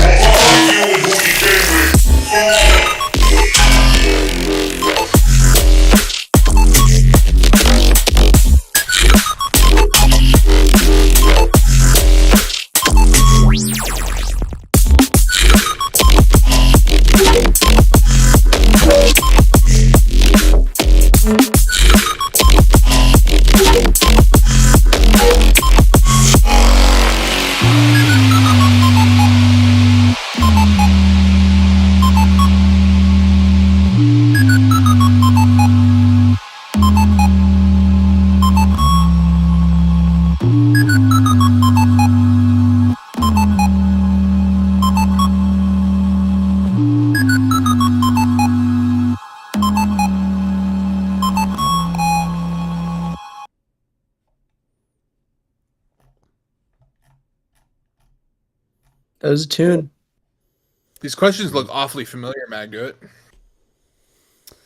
What? How so? In what way? Crap. Oh no. I didn't copy my past self's homework. All right, that's what you're trying to ask. Percy, you wanna kick us off, or you want me to start it? 'Cause actually, I have things to say. You start it because I have stuff that I want to say, but I want to hear what you think about it first. Okay. Wait, let me get my notepad up. Actually, wait. All right. You don't need your notepad for this. Okay. As someone in the chat here said, this guy, the large father, missing that signature Mag Do It impact on the kick sub relationship. Who's that guy? And then it comes towards the end for like that last drop, that last cadence, that Yeah, this part. Yeah, I know what you're talking about. Yeah. But before that, if you listen earlier, I want So like the kick and the sub don't have that same relationship going throughout the whole track, That's and they really kinda- need that. that's kind of what I meant by this. By what? The clarity in the mix and the side chain feeling weird. The side 'Cause- chain, yeah, I feel. Because, like, it feels basically, I thought that it was fine because it's, like, sort of fucked, you know? Like, all the sounds are fucked. The mix is, like, kind of all distorted to shit. Intentionally, of course. Like, I'm trying to, like, make it as fucked as I possibly can. But I think you're right. I think still yeah. need that. Yeah, You still need that relationship going there. That's like so. And again, we're talking genre conventions. If it wasn't like a genre convention, plus it just kind of sounds not right. Especially when you have it in some part. Like I think it might be doing it in the beginning of the track just a little, but it definitely does it at the end, right? And it could be like a "oh, okay, cool" kind of thing, like at the end there.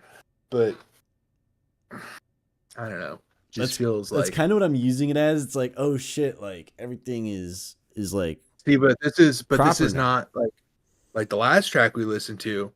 Homie said like this is like an intro track to a set. Okay, this is peak music. This is fucking 25 minutes into the set. You can't do something like that here. Yeah, You fair can't. enough. You know. Fair enough. All right. And I understand what you're going for. I get it. And I've heard this track in many different iterations. Right. I've listened to this track over the past 6 months countless times. Right. 6 months, maybe longer than that. Yeah, like 7. I think 7, 6 or 7 months. Yeah. I've heard it plenty of times. It's a great track. I just don't know that this iteration is better than previous iterations. All right. No, I feel that. No. So like, I feel it because like my reference music all clips to shit, and maybe the key is not giving a fuck about the stream as much. Because like when I've uploaded this version, or not this version, the previous version to platforms, it does change the way that it sounds. But I don't know if I necessarily hate it to the point where I don't like it. You know what I mean? Do you hate it because it's, or do you dislike it because it's different, or do you dislike it because it's bad? Is what I would ask myself. I dislike necessarily. it because it's different, not because it's bad. And maybe So, I shouldn't maybe care. that- I would take it one step further and say that having the kick and the sub relationship like that is bad. I'm sorry. It's not. No, dude, you're not. chilling. You're chilling. I It's do not. think you're right. It doesn't feel Was it? good. I haven't heard as many different iterations. Was the sub like this in other iterations? Yeah, or? yeah. Like even in the other tracks, it's been like the kick and sub during this whole like first 2/3 has always been like that. And then obviously you get this feeling of like clarity. Like the idea here was like you get the clarity in the kick drum at this point. But maybe I should have that throughout the whole thing. That was a very intentional thing too, but I don't know if it's has it always been that glued as it is in that first third? yeah. You've always had it that close together? Yeah. But I think because it wasn't clipped, it didn't really matter as much. It's like what we talked about earlier, like clipping exposes all the flaws. Like Exactly. anything that you might, and I'm not trying to go harsh. Like I like this tune, but I think that the second, like that clearer drop is noticeably like way better than the first. Not in like necessarily composition or anything or arrangement, but like that The that groove and sub, flow to it. Yeah. yeah. No, yeah, I I would feel just work on that sub and kind of make the sub and kick match the second drop, because I second drop is perfect, or like that ending drop is perfect in my So opinion. is the issue here because we've pushed the volume that we don't have as much of that like dead space between the kick and the sub in the earlier part? Is that what's happened? probably. I mean, quite frankly, I don't know why, but I guess it just happens because in the previous iteration, the kick would almost distort things. It was so loud. Like it was like so outrageously loud that it was It's like not that it's not loud. It's not not loud, but removing. like It's not removing from the preceding bass as much. right. My point is like the Yeah. way it gelled with the bass and or moved with the bass was like much more pleasant. And like I've listened to this in my car, both my cars. I've listened to this on my sound system. I've listened to it on every pair of headphones I've owned. I've listened to it on my fucking in-ear monitors. Now I've listened to it on my studio monitors. And like it's a good track. Every time I hear it, it's like I say, it's there. Okay. Just dial in. You're like, I normally tell people they're at the last 5%, brother, you're at the last 0.5%. No, I feel it. I'm getting tired of the song, which means that like Okay. yeah, we're there. Stop twisting knobs and start making artwork and start the branding. And Word. maybe put it down for a month and come back to it in a month. Bro, I didn't know? touch this song in 2.5 months. This is the first time I touched Right. it in 2.5 months. Right. So maybe what you can do now, Is wait and then listen to No. both. Maybe Sounds- maybe after feedback, because when you were doing like a final mastering thing really quickly before feedback, maybe just go back and like go to the version before you made those edits and just like take a minute to really like dial in, knowing that what you did before you sent it in tonight was not the best. It didn't turn out like perfect, and just like go at it without without feedback looming over your head. That I might would be a good go- idea. what I would do is I would export it track by track, all the tracks, put them into a new project, and then remix it down Yeah. Yeah, I should As probably do from- that every time. Whenever from I wanna, audio. yeah. I think there might be some Max for Live. I know there's some trick to like render out stems really quickly. Yeah, it's just For render out all every- You just tracks render out all the individually. individual tracks, yeah. Or Okay. you can even do selected tracks if you want, but Yeah, So- that and saves then time. when you do that, okay, because the issue here is the relationship for me. The only glaring issue is the relationship between the kick and the sub. Just do a little razor tool. I don't know, but cut it with Control E or something in Ableton. Cut it right there. Put a little bit of a volume fade, super ghetto. Have it be as awful as possible, you know, and just do a little manual thing. That way, Percy's latency, millisecond delay bullshit's not a concern, and Hey, you're- it's not bullshit. I hate you. I'll test it. Honestly, Percy, if you value Yeah. it, I'm going to test it. Don't fuck me, man. Copycat values though. That's who you should be listening to. I mean, I listen to he's a Copycat copycat. sometimes. I listen to Are you a Copycat copycat or are you a copy dog? Make sometimes. your choice now. I'm a copy dog, but I copy the copycat. You see how it All right. all the like way to- down. I like to pick and choose like the little things from like places, because like I feel like Yeah. Copycat's got some great ideas, but he makes very different music than me. Like as far Yeah. as the arrangement goes, like his arrangements are a lot less silly. Yeah. I don't I know, don't know man. if that's that, good or that, bad. That Thog song, I don't know. That's kind of goofy, silly. Let's address Yeah. the last question before we get in there. Yeah. Is there anything you should add or remove? And are the vocals feeling like they belong? The vocals feel like they belong. They've always Yeah, felt like they belong. they're sick. Okay, good. No, I just want to make sure they weren't like this is fucking corny as Nah. fuck. That part hasn't changed. As far as like, I mean, since you're talking about like that last little percent and you keep remixing it, right? Yeah. Take the highs, take them to the point of pain, and dial them back 2%. Like, make them make them just barely hurt, and then make them just barely not hurt.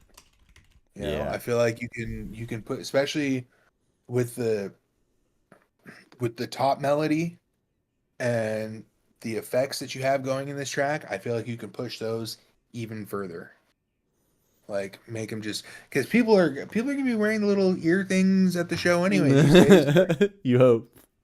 Yeah, fuck, I mean, fuck them if they don't, right? Yeah. Fucking stupid. Well, no. One thing I will say is, yeah, I do think you're right. It's time to render this and mix it down, because usually that's when I start noticing things that. All the creative stuff is done, so there's no point to have it in a complicated state when you can just reduce it down to the mixing that you need to do. Yeah. And then this is where you can like put like gates with like fast attacks and slow releases, or slow attacks and fast releases, that kind of stuff, to like even add more pockets of space of silence so that your You things could- can interact in different You ways. could even don't feel like maybe mix it down a little bit. If you really wanted to, you could send it to like a mastering engineer. People do that. A lot of people do that. Jade Cicada does mastering for Resonant Language. I mean, it's not a bad thing. I know that as producers we want to do everything ourselves, but that's also a way to go. Yeah, but usually that's like 3 stems. It's like highs, mids, and lows, or it's just a track. Yeah, they said, that's and why I they just mix it down a little bit more, but that's a always little an bit option more too. But if you were to do that, that's not going to fix the issue that's presented tonight. With Yeah, the kick sub thing is you need to that's a fix big that. problem. That, and dude, mastering is such a fucking racket, dude. They're not really doing anything. What are they putting Isotope Pro on there or some shit, and that's it? Like, I think it depends very heavily on the person, and also like mastering at home, Percy. Come on. The big thing about mastering, from what I have learned and through my own experience, is the dynamic change of the song throughout the track, like as a whole, right? Like, Yep. many really good mastering engineers seem to do a lot of dynamic things throughout the whole song, and all of these dynamic things are mostly intentional. Like, obviously you got, little soothe or whatever, or dynamic EQ type shit, but most of it is like intentional stuff, like, the volume of the track, the width of the track, maybe taking certain frequencies out of certain areas or boosting certain frequencies in certain areas. So, yeah. Yep. But it's all like with one tool usually, right? Like it's all with like Isotope, or, maybe they've got like some reel-to-reel tape that they try and like adjust the drive knob on or something. I don't know. Like, but that's usually what it's all about, is like the dynamicness of it is really where mastering flexes the hardest. And it's as a whole, the song as a whole, how it dynamically feels. Yeah. But that's been my understanding. But yeah. But But anyway, those are my thoughts. Percy, do you have anything you want to add? No, I think it was pretty much a conversational critique. I agree with a lot of what you said. I think I said all of my thoughts, really. I like it. I appreciate it, because it's one of those things where I've heard this song too many times. I feel like Dino's almost in that boat too, but I'm glad that you said what you said, because I agree with you. It's one of those things where once you get good enough with the drum mixing and stuff like that, I've come back to the song and I'm like, this whole like first 2/3 of the song just doesn't slap, and it needs to slap. And like you said, it was an intentional thing, but I think that just like kick sub is one of those things that you just can't play with like that, because it's too foundational to how the track feels to listen to. It's especially in this kind of music, like Dino said, it's a genre stipulation that your kick and sub don't get played with in terms of how clear they are, I guess. Yeah, plus this was before my whole rigorous thought process around kick, snare, sub, and percussion really like rooted itself into my being, because if you can get those four things flexing, you have a song. Everything else just kind of like everything falls else is right just into ear place. candy on top of that. Yeah. Well, all right, Well, gang. I think we had a good Feef. Looks like it's a few o'clock time now. Yeah. Looks All like right, we killed gentlemen. chat. Thank you, everyone who stuck around. I appreciate you. Thank you, Percy, for joining us on this fine December evening, the final Feef of the year. Thank you, Dino, for twerking on stream for a little bit. It's always Yeah. graciously appreciated. So Yeah. let us know in the Discord who you guys want to have doing some feefings going forward. We have a few side guests Yep. that we have planned now. It will most likely always be Magda in the center there. And let us know who you'd like us to eliminate from the Feefing team to replace. Oh, and I know you can't get out that easy. And come through to the flips every Thursday and Sunday. Oh right, yeah. I didn't even do my job one time tonight. Don't worry, I got you. You're back. You Thursdays- just got back, bro. You know you got to work back into the whole routine. And I don't even get to flip myself. So Yeah. We had 15 people on the flip on Thursday. That's a record for a while, I think. More people show up to the flip than actually come to the Feef. That's crazy. Yep. But hey, that just Feef goes to is a show big how event. valuable it is. Like, come through, make some music, level up, get those reps in.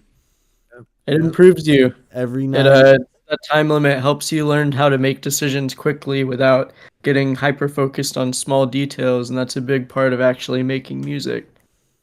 These are facts. Yeah, every Thursday and Sunday at 9 o'clock EST. Yep. Come through, make music.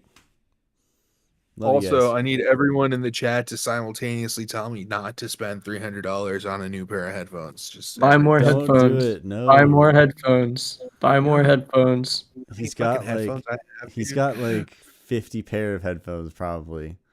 These Buy more ones, headphones. These ones. I've got these ones. Hold on, there's more.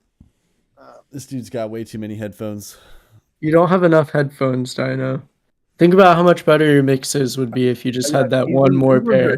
These ones are literally older than you, Percy. Oh look, I got a dog too. I think the problem is he doesn't have enough ears. You should get some more Yeah. ears. That's a good idea. Dog! Point us at your dog, Dino. Yes, or else. Fuck. Yeah, don't spend it. But no, yo, thank you guys. We love you, and we'll see you next Friday, as is tradition. Goodbye. Good night, Bye. guys.